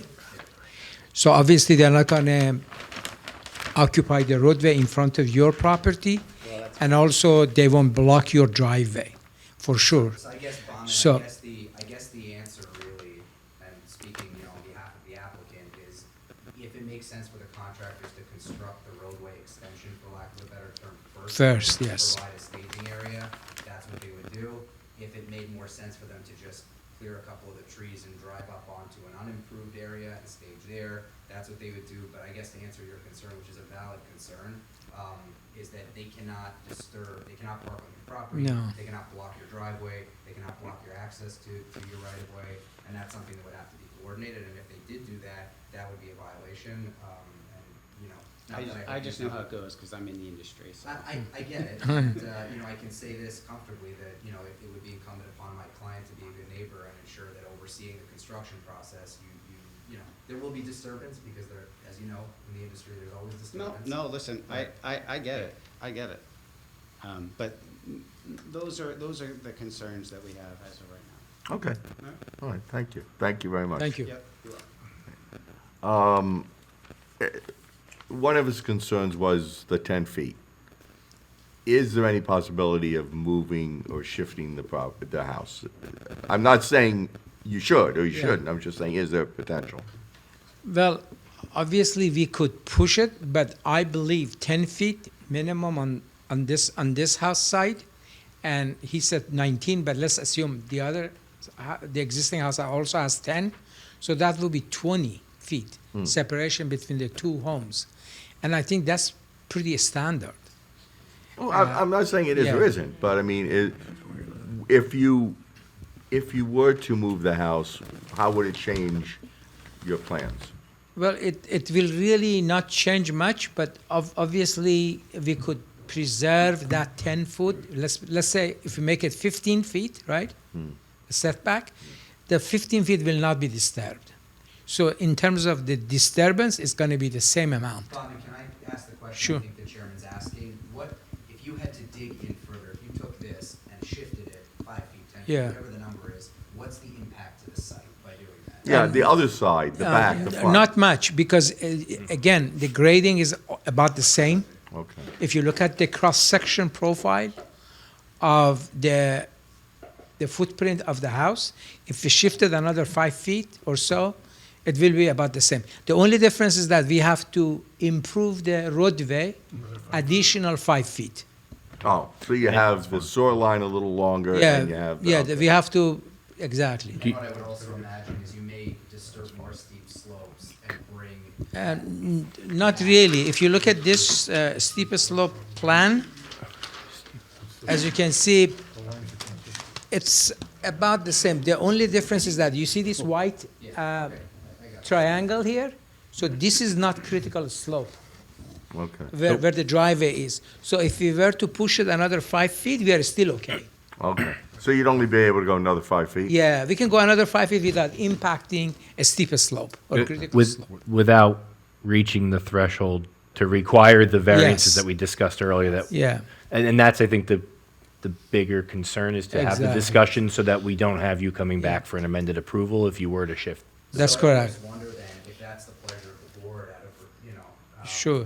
If that's what would make, you know, the neighbors more comfortable if we did that, I would almost, to avoid having to come back here, much as you guys are great, I would almost kind of preemptively ask for the critical slope variance and just say, in the event that we can no longer meet that 1,500 due to shifting it to accommodate the neighbor, Yeah. we would be granted that variance. I have no problem with that, you're asking for. Yeah, I mean, in so much that the change in that disturbance over 1,500 is specifically towards In other words, adjusting the side yard setback. My engineering reasons, I wouldn't have any to the detriment of the steep slopes. Right. Yes. And it wouldn't change the size of the house, it wouldn't change. Right. it would Understood. be- It would shift it, so. It would be just shifting it Yeah. to the east by 5 feet. Take a poll of the board, what do you guys think, shift it 5 feet? Mr. Chairman, Yes. before the board does that, just real quick, because Joe brought this up, the conditions of the 2002 approval. I see a specific condition about the front yard setback being between 32 and 33. I don't see a specific condition regarding the side yard setback. Okay. Yeah. So we're So not, that's one. Okay. Another point on that, what is the square footage, the footprint of the house that you're proposing? About 1,600. 1,600, okay. 1,612 to be Satisfied exact. Minimum of the zone? Yeah, it's roughly, well, my point with that is the condition in the 2002 approval indicated that the home footprint would be 27 and 27.5 inches by 40, and the garage would be 22 by 22, so that equates to just around 1,500 square feet. Yes. Okay, a little more or less. The house now That's currently, what I the- thought, but it's 5, I did 0.5 instead of 5 inches, so it should be like point. Yeah, yeah, so I just realized that it was inches and not half a foot, but, So I guess it's helpful. very close to that. I guess it's helpful that any conditions imposed by this board would supersede that anyways. Absolutely. Yeah. Just to give the board an idea of what was contemplated by the prior approval. just to be clear, the house measures 26 by 62, Okay, the proposed house. yes. Yeah, inclusive of the garage. Right, yes. because the garage is under the house, Yeah, right. it's basically a rectangle. Right, I got that. What is the board's polling on that? Would you shift it over to make it further away from the house next to it? Considering that there's a lot of space available to the east on. There's nobody to the east. And there is nobody to the east, and there is somebody to the west. Yes. As much as we could move Yeah. without affecting It's about 5 conservation, feet. even 5, could we even go 10? Yeah, well, it's. I don't know what the maximum is. I think they looked at it and said 5 feet without disturbing, without digging anymore for the. Exactly. 5 feet will not have any If that's impact the on most we critical could do, I'll slope. take it. Okay. Yeah, so Anyone else? just to go back to that critical slope plan, Yeah. there are areas, there's like 3 or 4 white sections that come from the west to the east that do not, right? See, so just on the left side of there, Yeah. those don't count towards critical slope. Okay, So as they move over, there is about 5 feet in each of them okay. that when they move over, they won't create additional disturbance. As they go from 5 to 10 feet, they will absorb Yeah. that disturbance Okay. Yeah. as part of that calculation. So is 5 feet good with everybody? If that's the most we can do, again, we want to make the neighbors happy. And, Yeah, yeah, he's I lived here a mean- long time. He's used to the vacant lot and. We like to have as much separation between houses as possible, considering there's nobody on the other side, so we're And not. plus the house being built, you'll be further away from the neighbors, so it's a Right. win-win on both of them. Okay, all right, so make that a condition. Okay. Shifting it 5 feet east. And Sure. also maintaining the growth that's there, not just shifting it. I mean, you're not disturbing anything on the side No, that you're shifting it away from. right? Exactly. Nothing. Yeah. right, okay. Yeah, you might be disturbing less trees on that other side, yeah. All right. That's correct. Any other questions from any other applicant, other public? I see someone coming up. Please tell us your name and Good phone evening. and address, please. My name is Christopher Webb. I live at 99 Hickory Tavern Road. I lived there for 30 years, so I guess people around where we live don't move that much. I have a... We're gonna swear you in, just swear, man. Oh, I'm sorry. Just in case you say facts. All right, sir. Do you swear or affirm that the testimony you're about to provide will be the truth, the whole truth, nothing but the truth, so help you God? Now, keep in mind, this is mostly questions, but if you happen to say something as a fact, we just want to make sure you're sworn in, okay? Sure, by all means, I understand. I'm very impressed with the application. The pivot has been excellent because I came here thinking that we were talking about our zone, and of course now we're talking about a C zone. But I do still have a couple of questions, and one of them has to do with the slope. We now know that we're going to be over the 15%. But can you tell me what the actual average slope is for the property? The actual average is about 15 to 16%. Okay, so we're only marginally over it. Yes. Because, I mean, obviously, there's got to be an upper limit somehow. But the critical slope definition here is anything greater than 15%. So that's why we have 2 categories. If you look at this table here, anything above 15% is shown in hatches, which is about 18,000 square feet Okay. out of the 21,000 the lot size. But up to what kind of slope does the hatched part go? I mean, is it up to 30, 40%? No, as you can see, or? it's pretty much uniform, right? Okay. Yeah, you can see it's... The cross lines Yeah, are... the cross lines are like... Gotcha. These are every 5 feet. I So understand. They don't go drastically high. Yeah, good, gotcha. So it's pretty uniform Mhm. and mildly sloped. Okay, thank you. So that's Now- why we chose the site of the house, so that we will have the minimum impact on the critical slope. Right. I don't know whether this is an appropriate question at this stage, but obviously that slope, especially with the weather that we've been having recently, is presumably going to mean that runoff from the property is going to be a bit more of a challenge than if it were flat. Can you tell me anything about what kind of measures you're going to be taking to make sure that the properties we are downhill of this property, what measures you'll be taking to make sure that the properties downhill are not badly affected by the runoff? Because we are building against the critical slope, right? So we're gonna have sort of a gutters all around the building. Mhm. So not only there will be a gutter on the roof, but there will be sort of a swell. Gentlemen, real quick, could you give him the mic back so we Yeah, pick up what he's saying? I was gonna say that, please. There will be some sort of a swell that we're gonna be proposing around the building.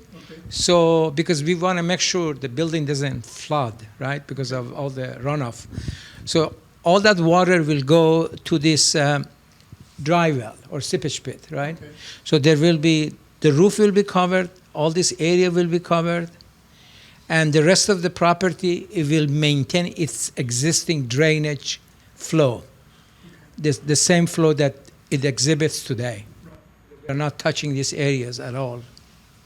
So the impervious area that you'll be creating, water coming off that will effectively be captured by your swale? Yes, yeah. Because we don't want the water to go inside the house. so Or we're out, gonna- or off the property. Exactly. So we will be collecting all that runoff, because right now the runoff goes straight into the roadway. So it will be encountered by the building here. Right. So we will create a swell. So we will, depending on the slope, we will either run it off to the side, either to the east side or the west side, and then take it to the front and eventually to the seepage pit. What happens to that water? Because I guess we already know. the property- Microphone. Microphone, yeah. Sorry, guys. What happens to that water in the seepage pit? Because we already know that there are percolation problems in the property. Well, we are hoping it will percolate. Microphone. Come on, guys. Sorry. Just stay nice and close. Yeah, let's just stay close. Like you're doing it Yeah, wet. so we are hoping that the percolation will be fine there, so we're gonna do a percolation test.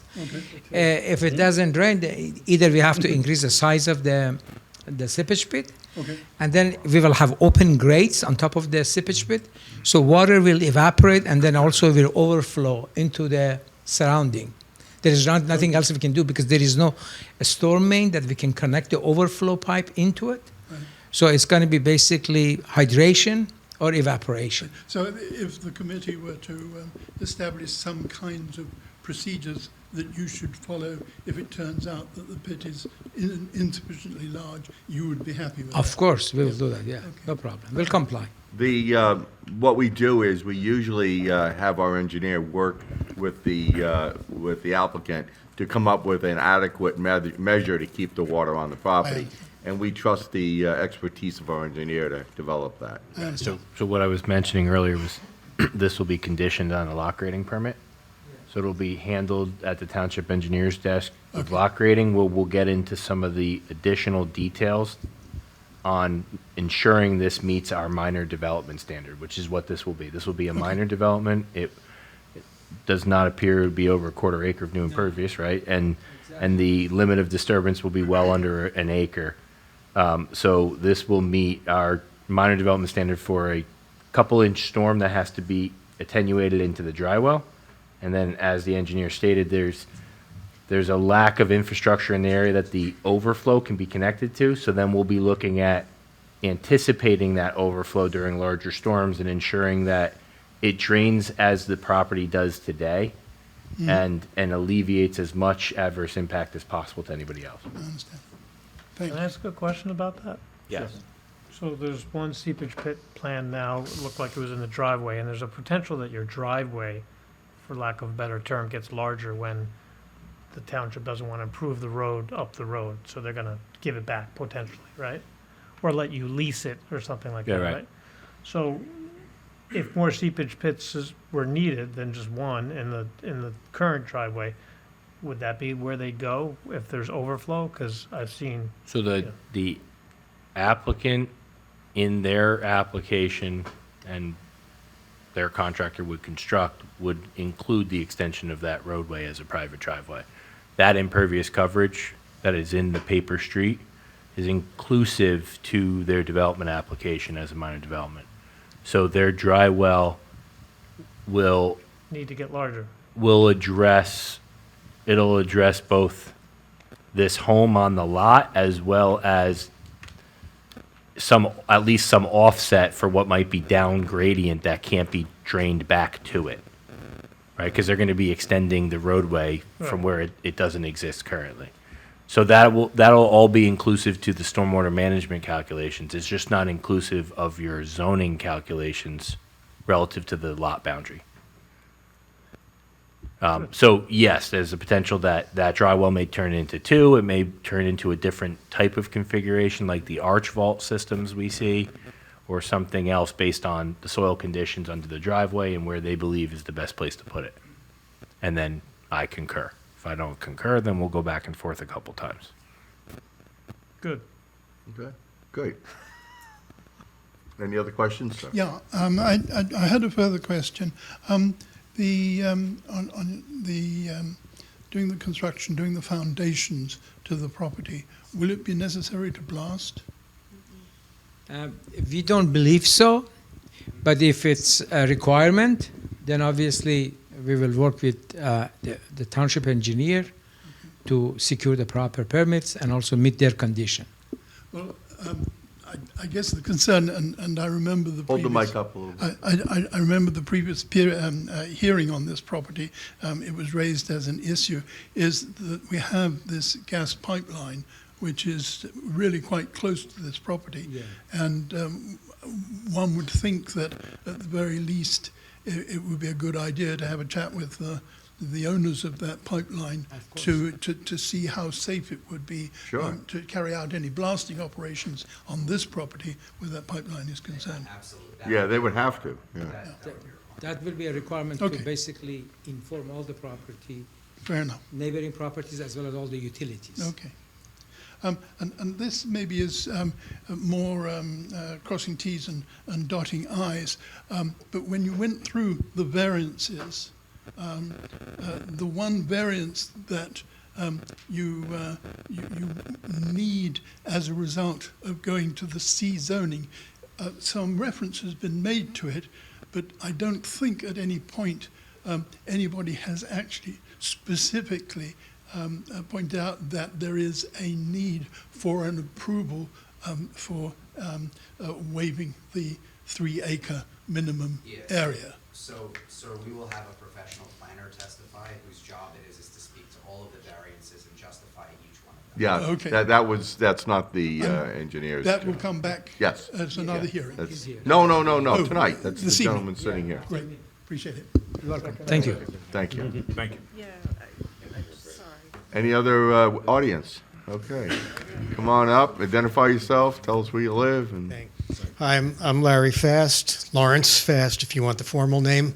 My wife and I, Phyllis, who's back there, live at 498 Long Hill Road. That is on the other side of the power cut from the properties in question. Your property would fall somewhat behind ours, across from the power line.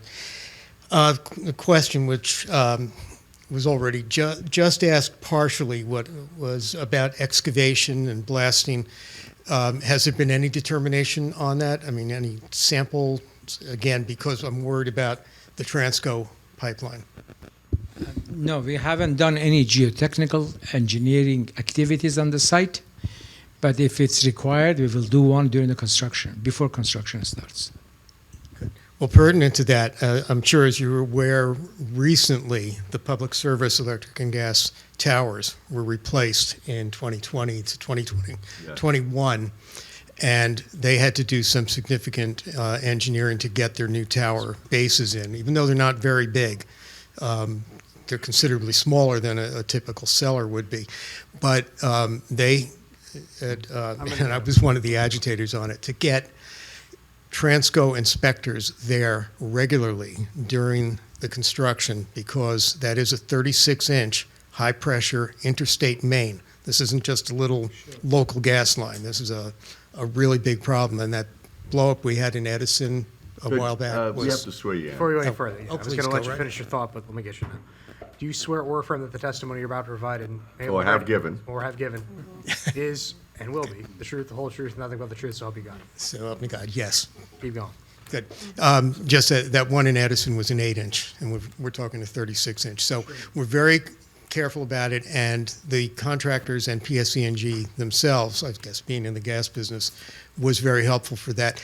If you had to do that, is that budgeted so that you could have those inspectors there? And I'm sure that Millington and Sterling Fire Departments would appreciate it. Sure. We haven't really gone into that details yet, but we are far away from the gas transmission line. So we really don't. I don't believe it will be required to have an inspector, but obviously they will be informed. And if they require an inspector, obviously the applicant will provide an inspector. Yeah, and just further to that point, part of the reason for this conservation easement that was recorded on the property is to keep this development as far away from that area as possible. So Correct. We'll have to comply with whatever the requirements are. Good. Now, next question that has to do with what happened with the topography after the 2021 tower realignments. And that first year after that was done, there was such a dramatic change in the way that the water management on the PSE&G property, which is uphill from you, as well as the rest of the houses on Longview Terrace, that they had to come back with a whole separate engineering plan to create a stormwater management system in order to direct the water away from the downslope houses. However, that water was still, and even to this day, finds its way to Hickory Tavern Road. Have you been in touch with them to find out whether that water management plan, as it was executed over the last couple of years, protects the property in question tonight? No, we haven't contacted them yet, but we will definitely contact them during the construction if the project gets approved. Thank you. Now, also pertinent to that, to water flows, because we're at the Great Swamp watershed under the U.S. Fish and Wildlife Service management, and just about any project anywhere near Myersville in the last, well, probably in the last 60 years, but particularly since I've been observing things over the last 20, 25 years, generates a lot of interest from also the protective groups like the Great Swamp Watershed Association, as well as Fish and Wildlife.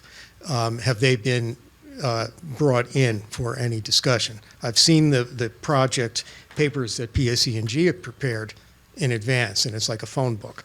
So do you have anything on that? I can answer that. I don't know that Bauman can answer that, but they have not been contacted. I just, and I don't want to sound like a broken record, but all of these, any approvals that are required, one of the conditions, should the board make a motion to approve our application, and they can correct me if I'm wrong, would be compliance with all outside agency approvals. That means if you needed, which obviously we don't, but if you needed Department of Transportation approval, that would be a requirement.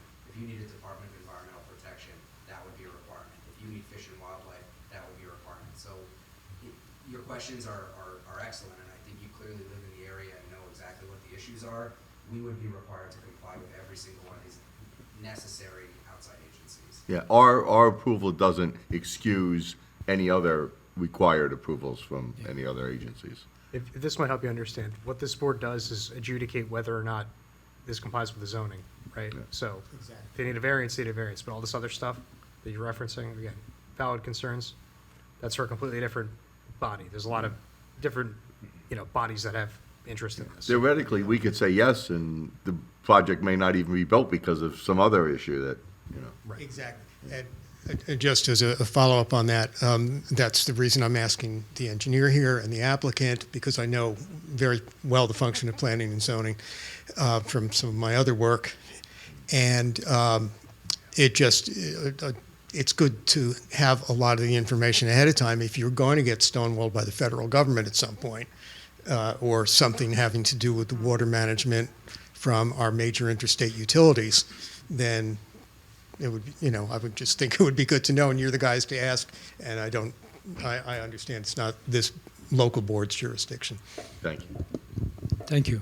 I appreciate your comments. Any other questions? No, I think that's it for now. I think we'll be back with more later. Fine. We'll be here.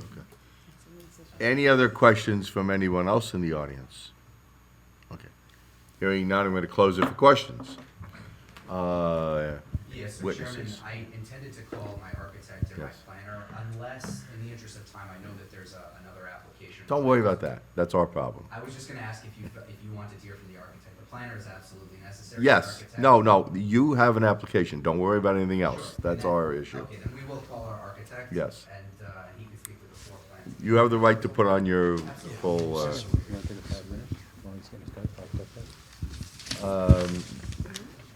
yeah, let's just take a 5-minute bathroom break. Or whatever you want to do. Yeah, 5 minutes.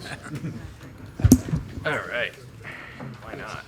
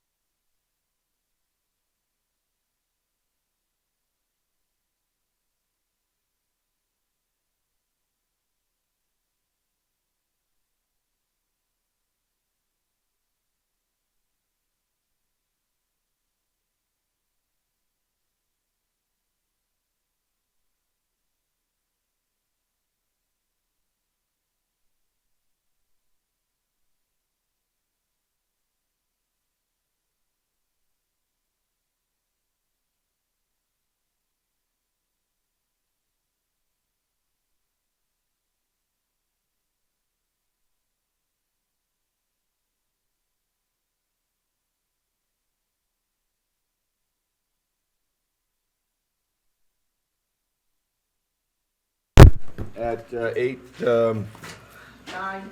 no, I'm sorry, 9, yeah, 9:24.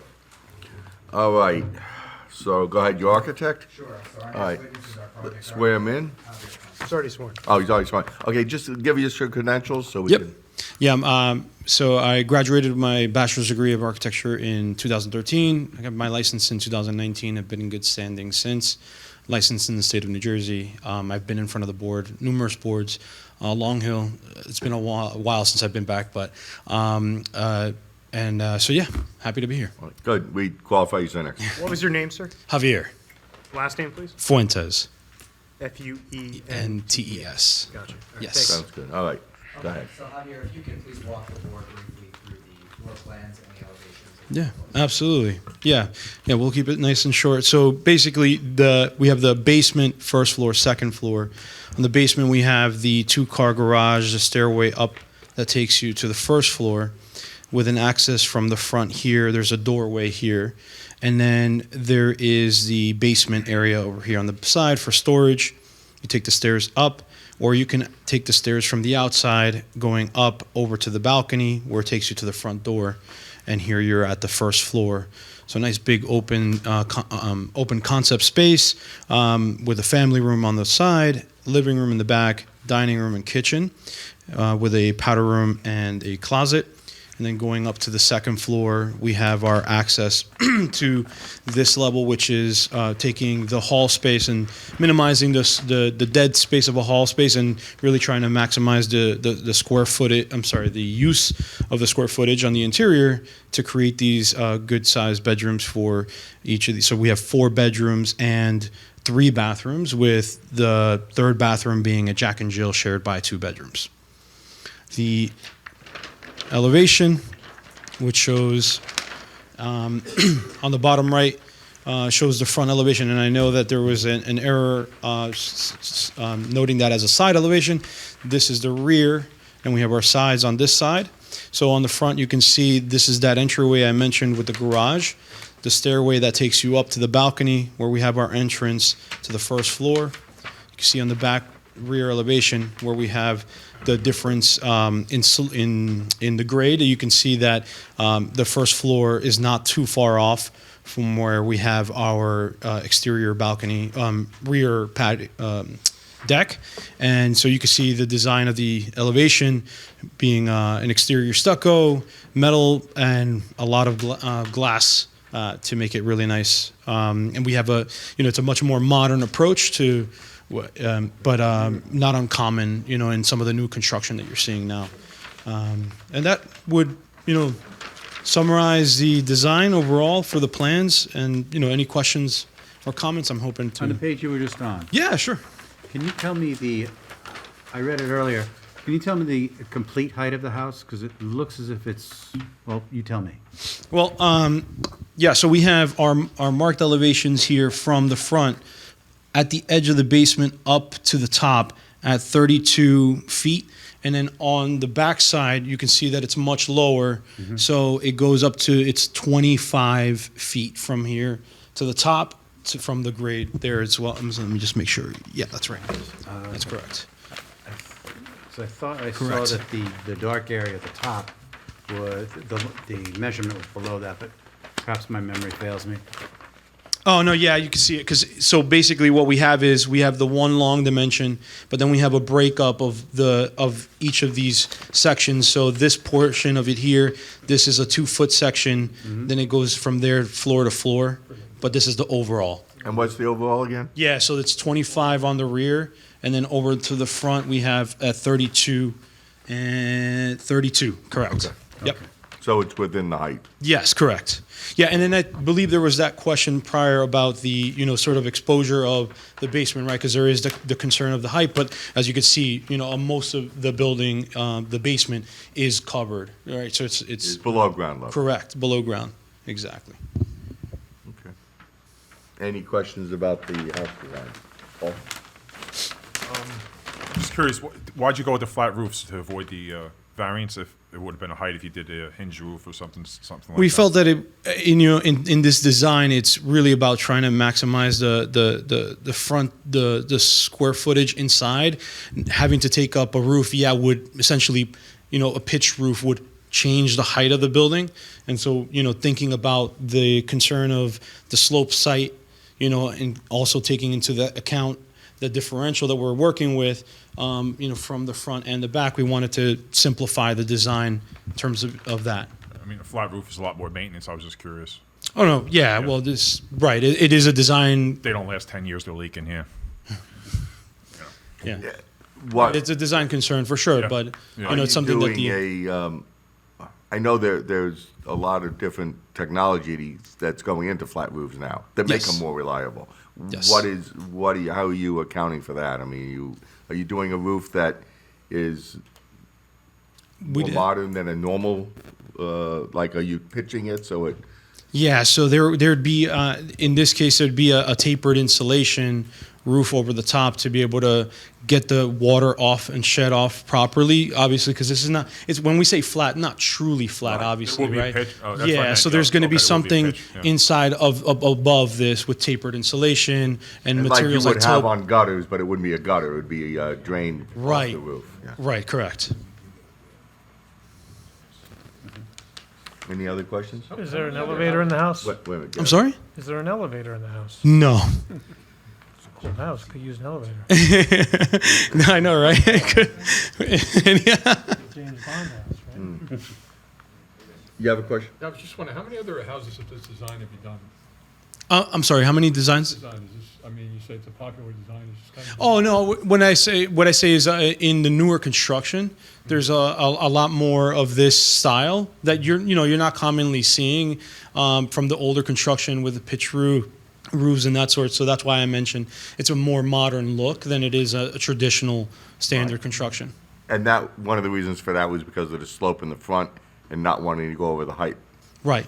Exactly. Getting the most living space. Exactly. Trying to take care of considering the height of the building and, overall the aesthetic. But it essentially gives us that, right? It helps us be able to take care of being able to use the footprint to the best of its ability without having to, create this massive building with the roof and all.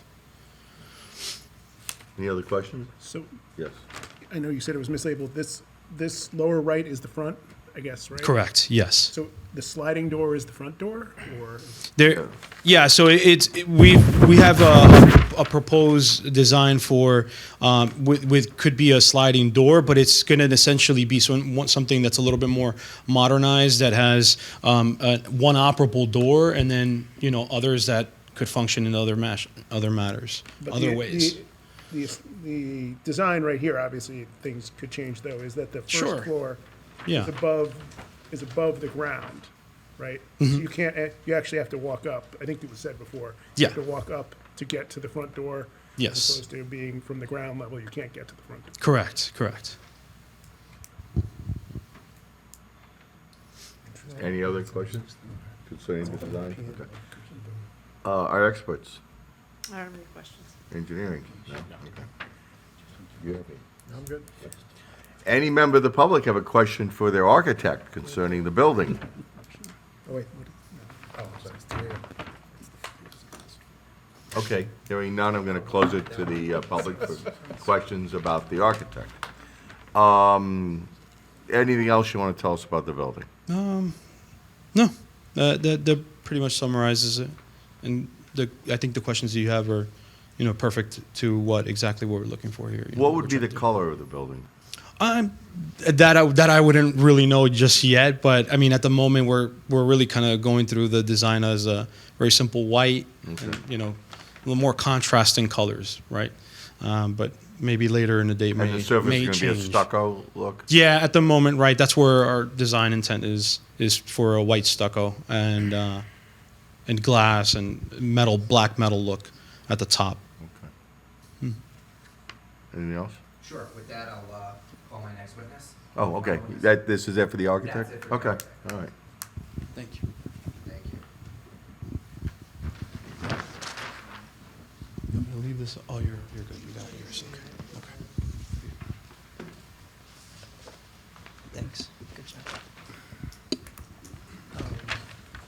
see you when it's not distributed, just let me know. Good evening. All right, name and credentials. Yeah, Matthew Flynn, FLYNN, professional planner in the state of New Jersey. I have my license in the state as well as my AICP certification, which is the national licensure for planners. I testified before this board about 2 years ago and numerous other boards across the state. And your license is still current in the state of New Jersey? That's correct. Any other states? No. Okay. Deem you as an expert. Thank you. Thank you. So Matt, just preliminarily, you heard the testimony of our design professionals, obviously.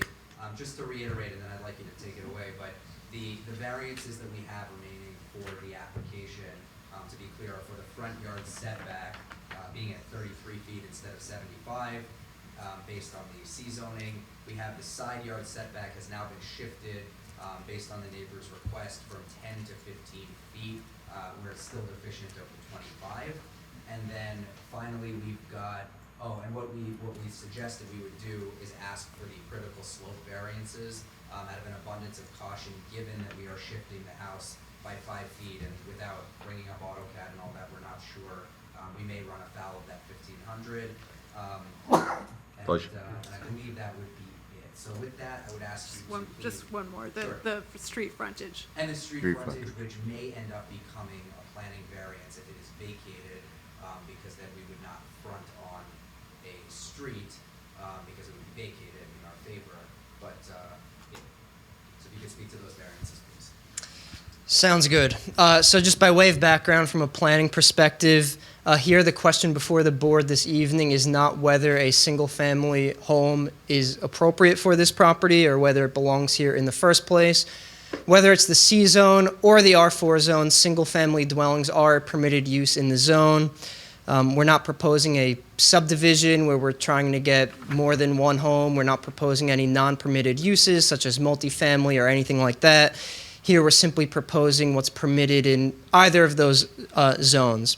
The Pizzo-Manton case out of 1994 tells us that it basically establishes that a municipality cannot use a zoning ordinance to render a property undevelopable, even if it is undersized. As was noted, the C zone requires 3 acres, whereas we're at about 20,000 square feet. But again, some development here is permitted, and here we are again proposing a permitted single-family use. As was mentioned at the outset, this is really the culmination of much deliberation that has taken place over the past number of decades.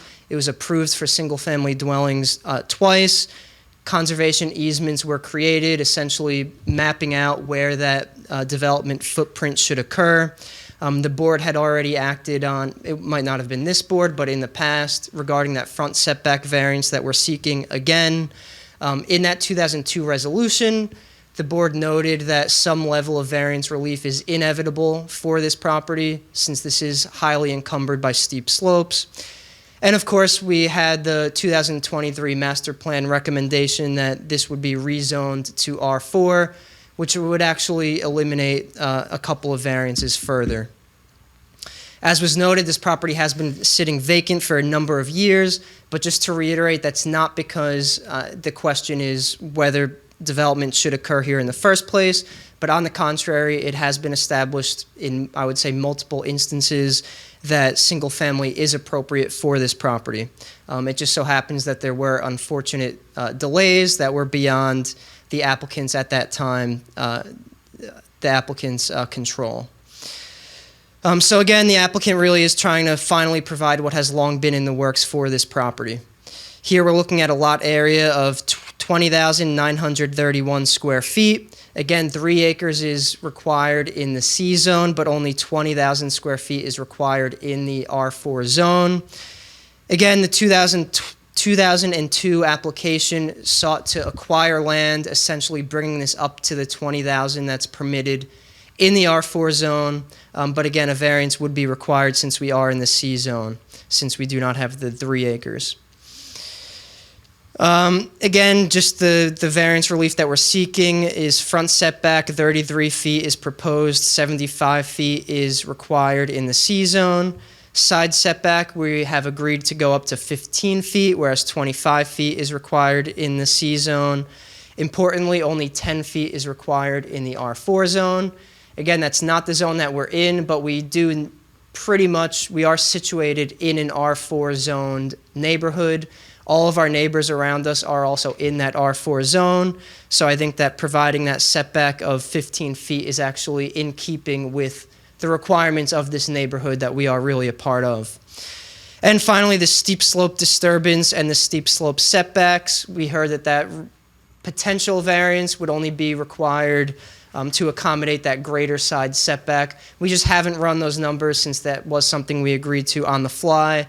But again, we are permitted to disturb up to 1,500 square feet. We wouldn't be much more than that, so it would be a slightly, I would say, de minimis variance if there even is one. So on the planning end, what I did was I looked at the site itself, of course, as well as the surrounding neighborhood to tie those variances into the statutory criteria for the relief being sought. I think in this case we can look to both the C2 test, which is the balancing test.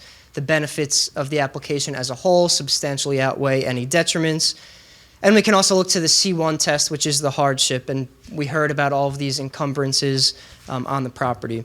Just to start with the C2 test, the positive criteria, the benefits of the application, we look to the municipal land use law, the purposes of zoning set forth therein, why do we have these controls in the first place, purpose A, promotion of the general welfare. Here we're going to be providing stormwater management. We're providing a permitted use in the zone. Finally, after all these years, single family has been a permitted use all this time, finally getting that developed in accordance with zoning. Purpose G, variety of uses in appropriate locations. Again, it's a permitted use in the zone, trying to accommodate the concerns of the neighbors, increasing that side setback. Purpose I, desirable visual environment. When we look at the requirements of the R4 zone, which again, we are in an R4 neighborhood despite our zoning, this is actually a modest sized home. In the R4 zone, we would be permitted up to 25% of coverage. Here we're at substantially less than that at just about 15%. So I would say this does not constitute overdevelopment that would stand out in the context of the neighborhood. Purpose M is efficient use of land. Again, this is not overdevelopment by any means, which I think ties into the negative criteria, so no substantial detriment to the public or to the zone. The steep slope disturbance, again, is mitigated by stormwater management, and again, that would only be potentially necessary to accommodate the greater side setback to our neighbor. The front setback, again, has already been vetted via prior approvals. At that time, the board found that the front setback of 33 feet would be better than pushing the home back into the PSE&G right-of-way. The side setback, again, complies with the R4 zoning. Our neighbor that we heard from to the west is in that R4 zone where 10 feet is the requirement for side setbacks. So the proposed 15 feet, I think, is adequate. In terms of zone conformance with R4, we would be compliant with lot area, lot width, minimum floor area, maximum floor area ratio, side setback, rear setback, lot coverage, as well as building height. So this is a substantially compliant application in that regard. It's not going to stand out as having a substantial detriment to the rest of the neighborhood. Rather, it's going to fit right in with that which is allowed throughout this neighborhood. Like I said, I think we can also look to the C1, the hardship test, whereby the relief relates to the unique conditions of the property as opposed to something that is inappropriate for the property. In 2002, again, the board found that, quote, if the critical areas ordinance was strictly enforced, the applicant would not be able to develop lot 15 and it would remain vacant in perpetuity. Again, that's counter to good planning. Here we're proposing a permitted use, and the relief that we're seeking, I would say, is appropriate and necessary to some extent to get that development on the site. So with that, I think just to tie everything together, I think what we're proposing here is appropriate from a planning standpoint. It makes sense to consider the R4 zone since this really does sort of complete that R4 zone neighborhood. It's sort of the missing corner of that neighborhood. But really all said, I think none of our variances are going to stand out as having a substantial detriment in any regard. So really, that's pretty much it, unless Mr. Wine, you have anything further. Just one further question, and Ms. Laney brought it up just before, regarding the planning variance, which Right, may right. end up necessary if the governing body elects, rather than a license agreement, to pursue some type of vacation. If you could just speak to that again on the proactively in case that becomes an issue. Sure. So this is not a C variance.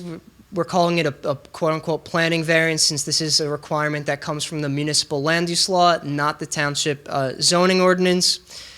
In this case, it comes from Section 35 of the MLUL. The rationale or the justification for that relief comes from Section 36, which essentially says that as long as we can provide adequate and sufficient fire, safety, and emergency vehicle access, then that relief would be warranted. And I think in this case, that requirement would be met. If the board needs to hear anything further in terms of the dimensions of getting fire trucks and the like, of course, our engineer would be able to address that further. Just gonna ask to that point, obviously you've heard it'll be a 20-foot wide driveway, alternately known as a double wide driveway. So do you have any concerns that an emergency vehicle could not adequately access that driveway? I do not. Okay, that's what I thought. So Chairman, that would conclude my direct examination of Mr. Flynn. Just real quick on the planning variance front, I think there's also an ordinance Yeah. provision on that too? Yes, Do you there wanna take is. that list? Yeah. There's a provision in the ordinance that requires street frontage. So not only is it in the MLUL, but it's also in our ordinance. So it would be a variance Variance for what exactly? for not having street frontage. Okay, I If, just wanna make that it straight, winds up that way, that would be. So I guess we could put on the record that that could potentially also be a C variance at that point. But again, I think it's important to note that this is a lawfully existing property. We're not proposing a new property that lacks street frontage. It's something that's already there, and we're simply proposing to develop it. So you're just hedging your bets, whether it's a paper street or vacated. If it's vacated, then you want the variance for not fronting on a street. I believe so, yes. Any questions for their planner? Oh, one more. Go ahead. Another one I picked up, you mentioned at the beginning, you are seeking the variance for the lot area as well? For the C zone, I would say so. It's an existing non-conforming That's a good point too, yeah. I would say, the question I was gonna ask, which is this the subdivision was perfected creating this lot, right? So this lot exists as a lawfully created lot. So in my mind, then they do not need to seek the variance because it's a pre-existing nonconformity. Exactly. I would agree with that. Already created by subdivision. Okay, so we can scrap that. Any other comments from our experts? None. Sorry, Mr. Chairman, I'll let the board go first. The one thing I wanted to address, this was raised in Liz's memo, what conditions of the 2002 approval would still be applicable here? I know that might be a slog to get through, but why don't we let the board ask their questions first before we get to that? Yeah. Questions? Go ahead. I assume you saw Liz's comments. One of the things, I guess, maybe it was also for the architect, but I guess in your professional opinion, if you read her point number 6 related to, and again, we didn't discuss this with the architect, but the building design elements and other things, I don't know the neighborhood, but I'm assuming because of the style of this home and what Liz put, that some of these things are not typical for the neighborhood and for the town. Can you speak to that as to how that conforms with the things that she mentioned? Yeah, I'll defer to the architect, obviously, but I would say from the planning end, I think the testimony I laid out in terms of the bulk requirements speak a little bit to the compatibility of the proposed development in terms of the neighbors, but when we talk about architectural design elements, I would defer to the architect. Yeah, so as I mentioned before, the elements of the design are more of a modern look, and you can see that if you go on to Zillow, you'll see that there are a few houses that are not currently built under construction that are being proposed that are a much more modern look. that have different materials like a standing metal seam and things of that sort. So, this is, again, a more modern look and not exactly what you would see as traditional. Do you saw what Liz wrote in this point regarding that? I'm sorry, I may have missed. I don't know. I mean, the one was regarding the buildings with expansive blank walls are prohibited, and long horizontal facades should be broken down into segments, excuse me, having vertical orientation through the use of appropriate design features. Do you feel that this design adheres to that, and then do we have an issue if it's not, if it doesn't adhere to that? Let me just Okay, I'll add ask that Liz. I think one thing that may have been confusing with the architectural renderings was the below grade looked like a wall. Okay. And so what was perceived as Okay. a blank, unadorned wall was actually below grade. Oh, Gotcha. okay. Yeah, All right. so that- So there really isn't an unadorned blank wall. exactly. Okay, but then Yeah. the sentence before at the end of page 7, is that still? I will say this, there are design guidelines in the ordinance, and they are just that, they're guidelines. Okay. And so, this is what is preferred, I suppose, in the township. The architect has made some points for why the design was pursued this way, among them being the change in topography and also the issue of the height. Yeah. If it were to go to a pitched roof, and if you have a flat roof, then it may all work together better than certainly trying to Get a shoehorn variance in- for height and have it and yeah, and be more and massive. it be like a colonial house. And I guess this is why I asked the planner, not, obviously, these are design issues, but I guess in a planning sense, obviously, you said the bulk is consistent with the neighborhood, but you wouldn't, so as a planner, you wouldn't speak to, say, use of glass balcony guardrails and I'm not saying this isn't a very nice design, but it is a little bit unique to our town. So as a planner, you wouldn't consider how the design looks as compared to all the other properties in the neighborhood? What I will say is it might give some board members comfort that if we look at, I think it might have been you that pointed this out earlier, that the properties across the street actually front on Hickory Tavern Road. Maybe it wasn't you, but this is a somewhat isolated property. It's not smack dab in the middle of the R4 zone where we have residential neighbors on both sides of us, behind us. That PSE&G easement basically cuts across so that to our east we really don't have a residential neighbor. Of course, behind us we have the easement. And then across the street we don't have homes, which is pretty atypical for a residential zone. So when we talk about substantial detriment to the neighborhood, I would say this is somewhat isolated and it's not going to stand out as being right between some more traditional homes. Okay.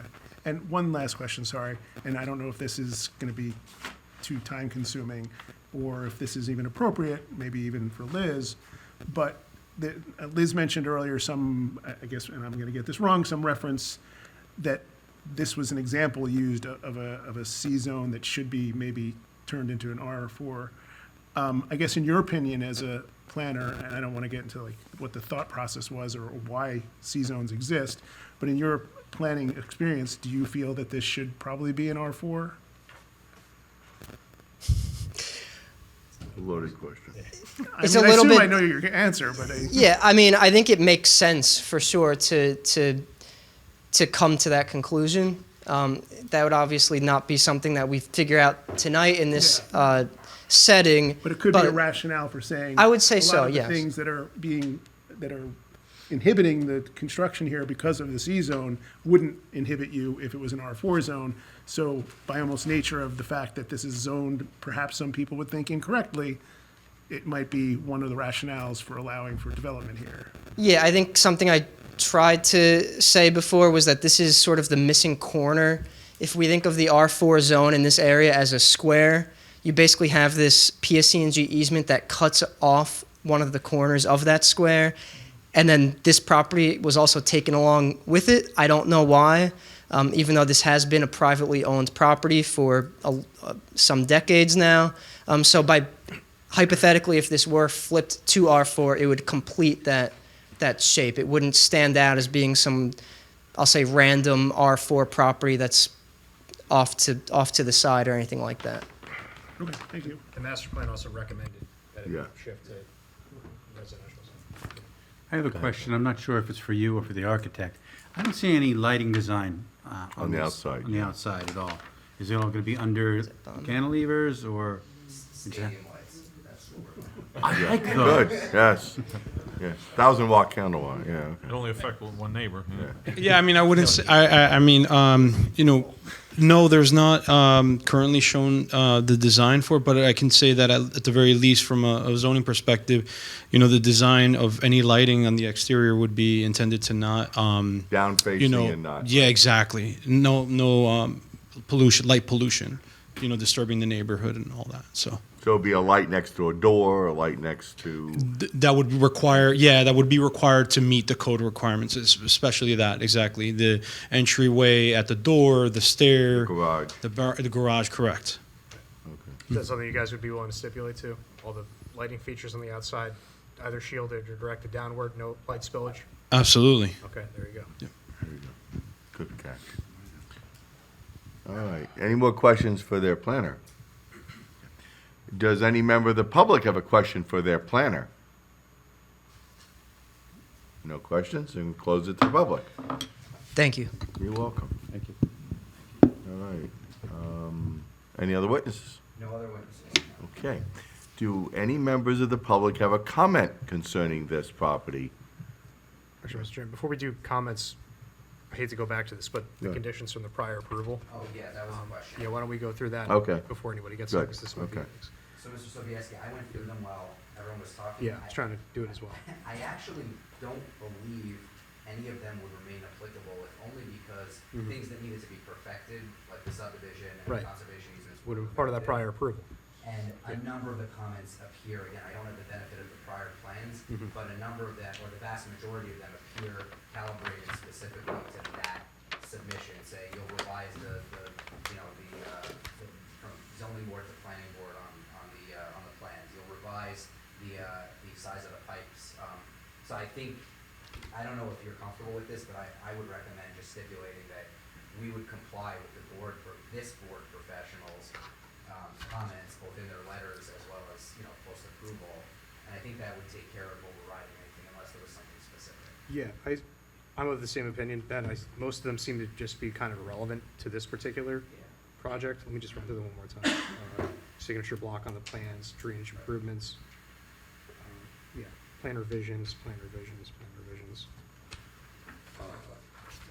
Yeah, there was like conditions about the architectural style. They wanted a colonial style home. Obviously, that's not what you guys are proposing here, so that's not really applicable. I guess there were a couple towards the end that I thought might be relevant. We have the conservation easement dealt with already. Deed restriction limiting impervious coverage that's shown on the plan. I don't think that's really necessary because you guys can seek relief at a future point if you go over. Drainage plan, that'll be kind of different.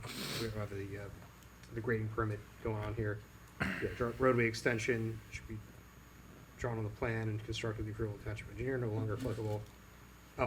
There should be provision in the first retail contract for the sale of the property advising the purchaser of the nature of the deed restrictions to the approval of the township attorney. So that was done. That was done. I Okay. took a look at the Yeah. deed, the conveyance deed, and it references the pipeline easement and the conservation easement. Right. So I believe that needs to be satisfied. Okay, and then plans revised, you'd have to do that anyway.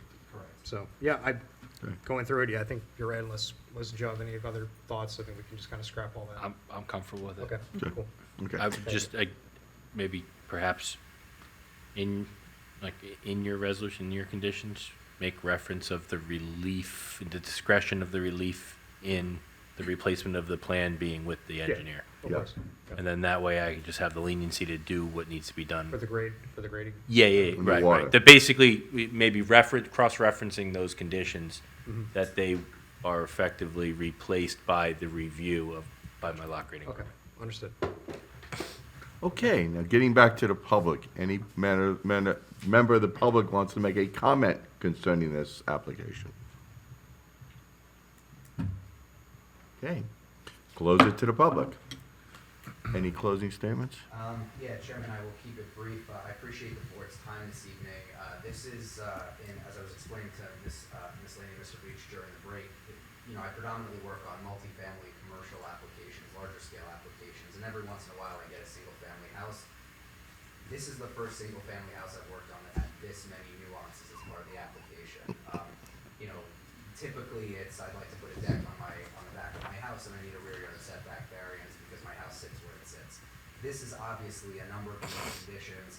Apologies to my client when he sees, the billing for how much thought went into this and work with the board professionals on trying to navigate anything from the zoning consistency, whether it's R4 or C, all the way up to how do you handle the critical slopes, what happens if we front on a street, if we don't front on a street.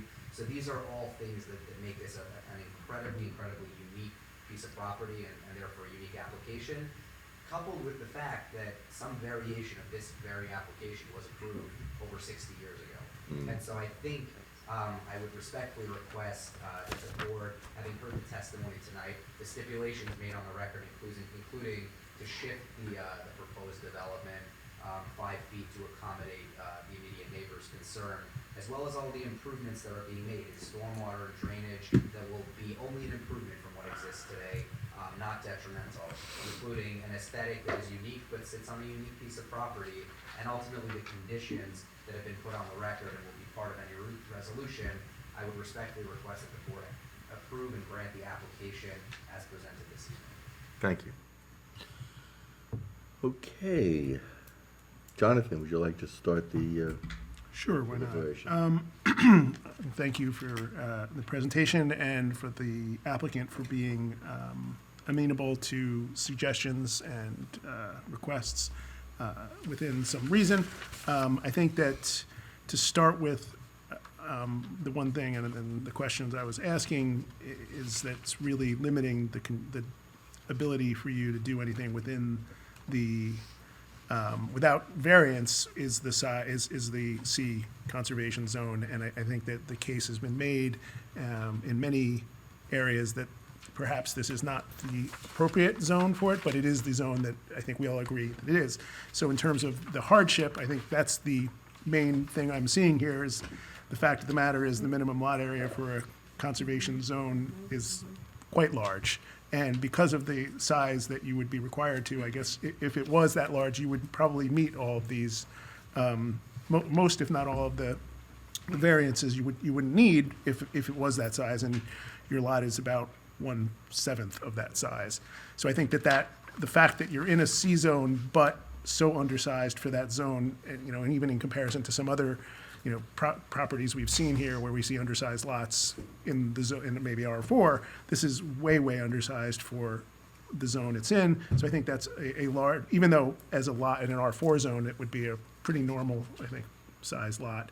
For this zone, I think that is a big hardship, and therefore, and the topography of everything makes it a kind of a unique situation, as you've stated. So I think that kind of makes a lot of these, and as I think we've said, that if you were in an R zone, you would have many fewer variances to come for. I think, as I mentioned earlier, the fact that you were willing to move this another additional 5 feet to allow for additional distance between the neighbor's yard. The one thing I did have kind of a concern about was the design, the fact that you are kind of isolated on a, I guess, essentially kind of a dead-end road, I think ameliorates some of that, even though I think that I'm sure some of the neighbors would say that it probably does kind of stick out, but because it is so isolated, I think that concern might be more concerning if it was in a different location. So with all that and I guess some other things that I'm sure others will mention, I would be supportive of this application. Thank you. Gary? I think it's a really difficult site to build on. I know that the lot's been for sale for a while. It's incredible that it's already been approved for something and now is potentially getting approved again. You've addressed a lot of the concerns. Moving a little bit further away from the neighbor, I think, was great. It was kind of discussed a little bit about, you'll be a good contractor to the neighbors who, will see your trucks and whatever else coming back and forth quite often. And they've been living there for a lot of years without this. So, have patience with everyone and be a good contractor neighbor. And I think you've met a lot of the challenges, and that's going to be the next one. Except for you got to get through the township still, right? Yeah, the road thing, Yeah. yeah. So, okay. I take it you'll be in favor of it? Sure. Okay. Alex? I echo the concerns about the design of the house. I think it's really out of character for the area. I also wonder whether there could be any kind of restrictions or something as far as the side yard setback and what's disturbed as part of the construction. Because clearly there's a lot of vegetation that's there now, and that in and of itself is a buffer. And if there's a way to kind of restrict that, and the concern that I have is that the main sewer and all the seepage and everything seems to be running in that same area there.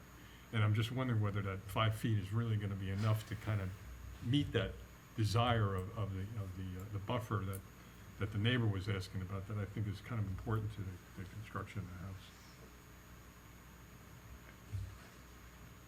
Like, could the sewer come up the edge of the driveway instead of the edge of the yard? The sewer has to go to the house, but, Sure. Yeah. Come in the house, it just doesn't have to go through the side yard to get there, it could go No. up the driveway. sure. I mean, that's something that the engineer, you would deal with, right, as far as where that would be, the best use Correct. of it? Excuse me, just pulling this back up. Saying the sewer, as shown on the plan,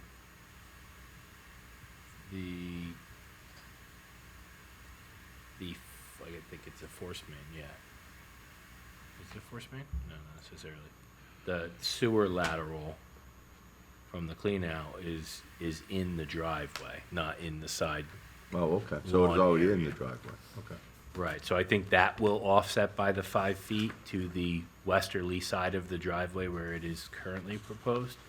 And then on the side in that setback area is where a trench drain is then connected around from the rear, connected around to the dry well. So I think that should be able to be a minimal disturbance. It really comes down to the final grades around that side of the building, and I'll be sensitive to that in my lot grading review. Okay. Leaving as much buffer as you can. Yes. Could we, would we stipulate that if there was any disturbance, that they'd have to replace that in some equal amount?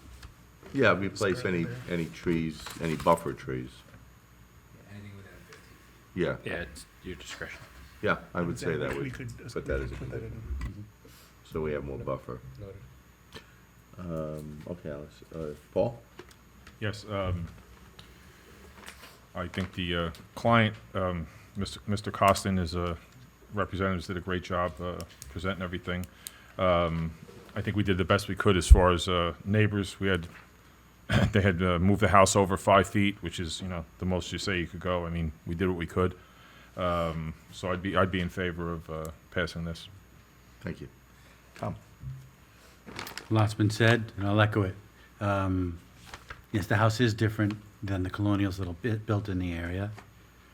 Yes, it is going to be built into what is now a dead end, so maybe it doesn't bother them so much. I didn't hear one neighbor complain about the style of the house. That's true. So what I did hear is a neighbor say, could you move a little bit away, because I've been lucky enough to live here for 30 years or so on, without people looking over my property.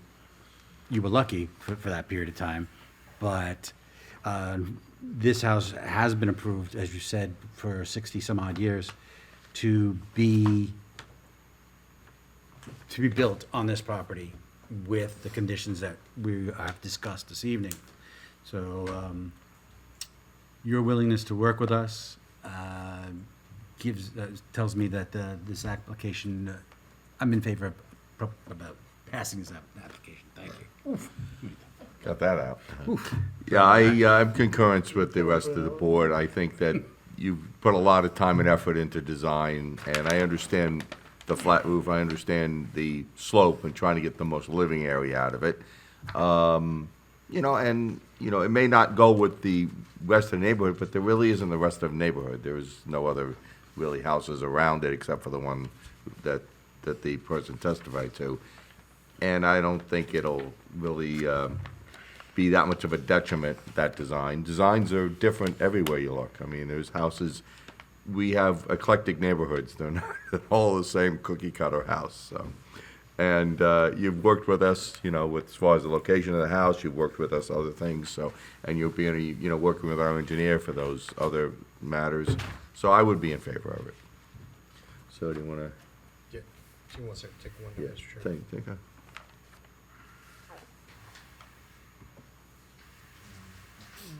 Okay. I'll do my best to summarize the application, Mr. Chairman. So this is all presuming the board, I think no one's really arguing against it at this point, finding that the property's in the C zone, so we're going with those standards. The first variance being sought is for the front yard setback of the proposed dwelling, 33 feet proposed, for 75 feet is the required minimum. Second variance is for the westerly side yard setback of the proposed dwelling, 15 feet proposed, or 25 feet is the required minimum. Circle back to that one.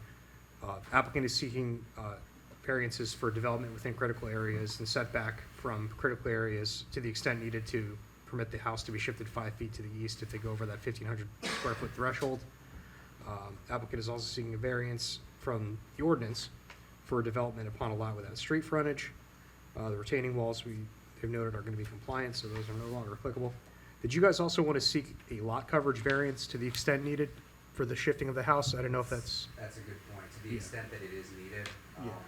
yeah, why don't we do that to be safe? Yeah. Better safe than sorry. Shift. Oh, and then the planning variance, we call it quote-unquote planning variance, is from section, the MLUL section 35 requires that no permit for the erection of any building or structure shall be issued unless the lot abuts a street giving access to such proposed building or structure. So that's the planning variance being sought. And then as far as conditions go, I don't think we directly addressed it, but all the conditions in Ms. Lehenny's August 29th, 2025 memo, I think it was all just plan revisions, so I don't think you guys should have an issue with those. Conditions I picked up during the hearing. 1 second.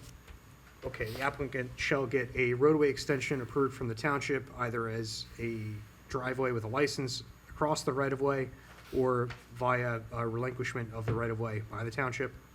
Does that make sense? I think we could knock out the language on that if revise that as needed in resolution review. The applicant shall obtain a lot grading permit, at which time stormwater management will be addressed to the satisfaction and review and approval of the township engineer. Correct. Sounds good? Awesome. Okay, the applicant shall shift the footprint of the proposed dwelling 5 feet to the east. Let's see, okay, there's a couple more. Lighting. Get to it. Okay, any exterior lighting fixtures shall be directed downward or shielded so as not to cast noxious light spillage onto neighboring properties. And then the applicant will replace any trees that are removed from within 15 feet of the westerly side yard setback boundary, subject to the review and approval of the ward planner. As you're up on that one. And that's all I got. And then I'll just also note the 2002 approval conditions we've determined to be not applicable. So those are all superseded by any approval here. You want to just pass it to me? And I think that's Yeah, it. so, hold on. Yeah. So we could, at the board's discretion, pass the landscaping along that side yard to my Yes. jurisdiction as Yes. opposed to the planner, Yeah. so it stays with just the township engineers, Yes. one person, and doesn't need, Township engineer. Okay. right? It is a typical coordination that does occur during lot grading permits Okay. as well. Fair enough. All good. Do I hear a motion to approve the application? So moved. Do I hear a second? Second. Roll call. Who wants to be the second? I do. Gary. Okay. Gary wants that honor. Mr. Rosenberg, Yes? Mr. Giannakis, Yes. Mr. Zadrozny, Yes. Mr. White, Yes. Vice Chairman Grosskopf, Yes. Chairman Correct, Yes. motion carries. Congratulations. All right, thank you, nice job. We should- Yeah. Deb, in 15 minutes, I don't, We're not gonna no. So what's the next date? carry to 16, 2 weeks. Do we need a waiver of anything, or? They Oh. can be carried with no further, What's, Right. what's the deadline to act on that one? Do you know off the top of your Yeah, head? what's it, right, take they care. give Take us care. an extension. What? They give us, They give gave, an extension. right, that's what I meant, we need the extension, Follow up okay. and discuss? All right, so what date again? I won't be here for the 16th. Okay, so, Well, let's make sure they're gonna. yeah, good night. Yeah, Chris, you the wanna- next you wanna call them applicant is, are they here? They are. Yeah, would you step up, please? We have to discuss a date for you to come back. Sorry, we couldn't get to you tonight. We tried. It's a little, I don't want to start something and we only have 10 minutes. Wouldn't be fair to you. No. All right, and who are you? Kevin Smedley, the applicant and property owner. Okay. What date was that again? 2 weeks from tonight, the 16th. The 16th, so that's September 16th. Are you available? I am. Is all your witnesses available? Yeah, we double check actually. Okay. I'll move things around. Yeah, I just want to make sure, because I don't want you saying yes to... I got it. I'm good. Good, okay. So it's going to be carried, the use variance and bulk variance is block 11102, lot 16, zone R3, 766 Valley Road, application number 25-09Z, Sarah Benton and Kevin Smedley. Applicant proposes the construction addition to a detached garage at a single-family residence to be utilized as an apartment. Is going to be carried to September 16th without further notice. 7:30 PM here in the municipal Yes. building. And if we need it, you guys will give us an extension of time to act on the application. I'm not sure what the deadline is, but Yes. yes, All okay, right. that's all I need to hear from you. Thank you. And Deb may reach out and get that from you. We gotta double check the dates. re-notice? No, that's just without it. further That's- notice, they said. Yeah, so That's you're why I good. said that, without further We notice. carried it by voice announcement. Yeah. I might as well put on the record, Notice required. Mr. Chairman, Yeah. should have said at the beginning, I checked their notice, it all checks out. Oh, They're good. good to go, we can carry it. Okay. Should've Sounds good. All right, see you then. Take care. Guys. Thank you, gentlemen. All right. Do I have, right, do I hear a motion to With adjourn? prejudice. So moved. Second. Second motion. All in favor? All right. We're adjourned.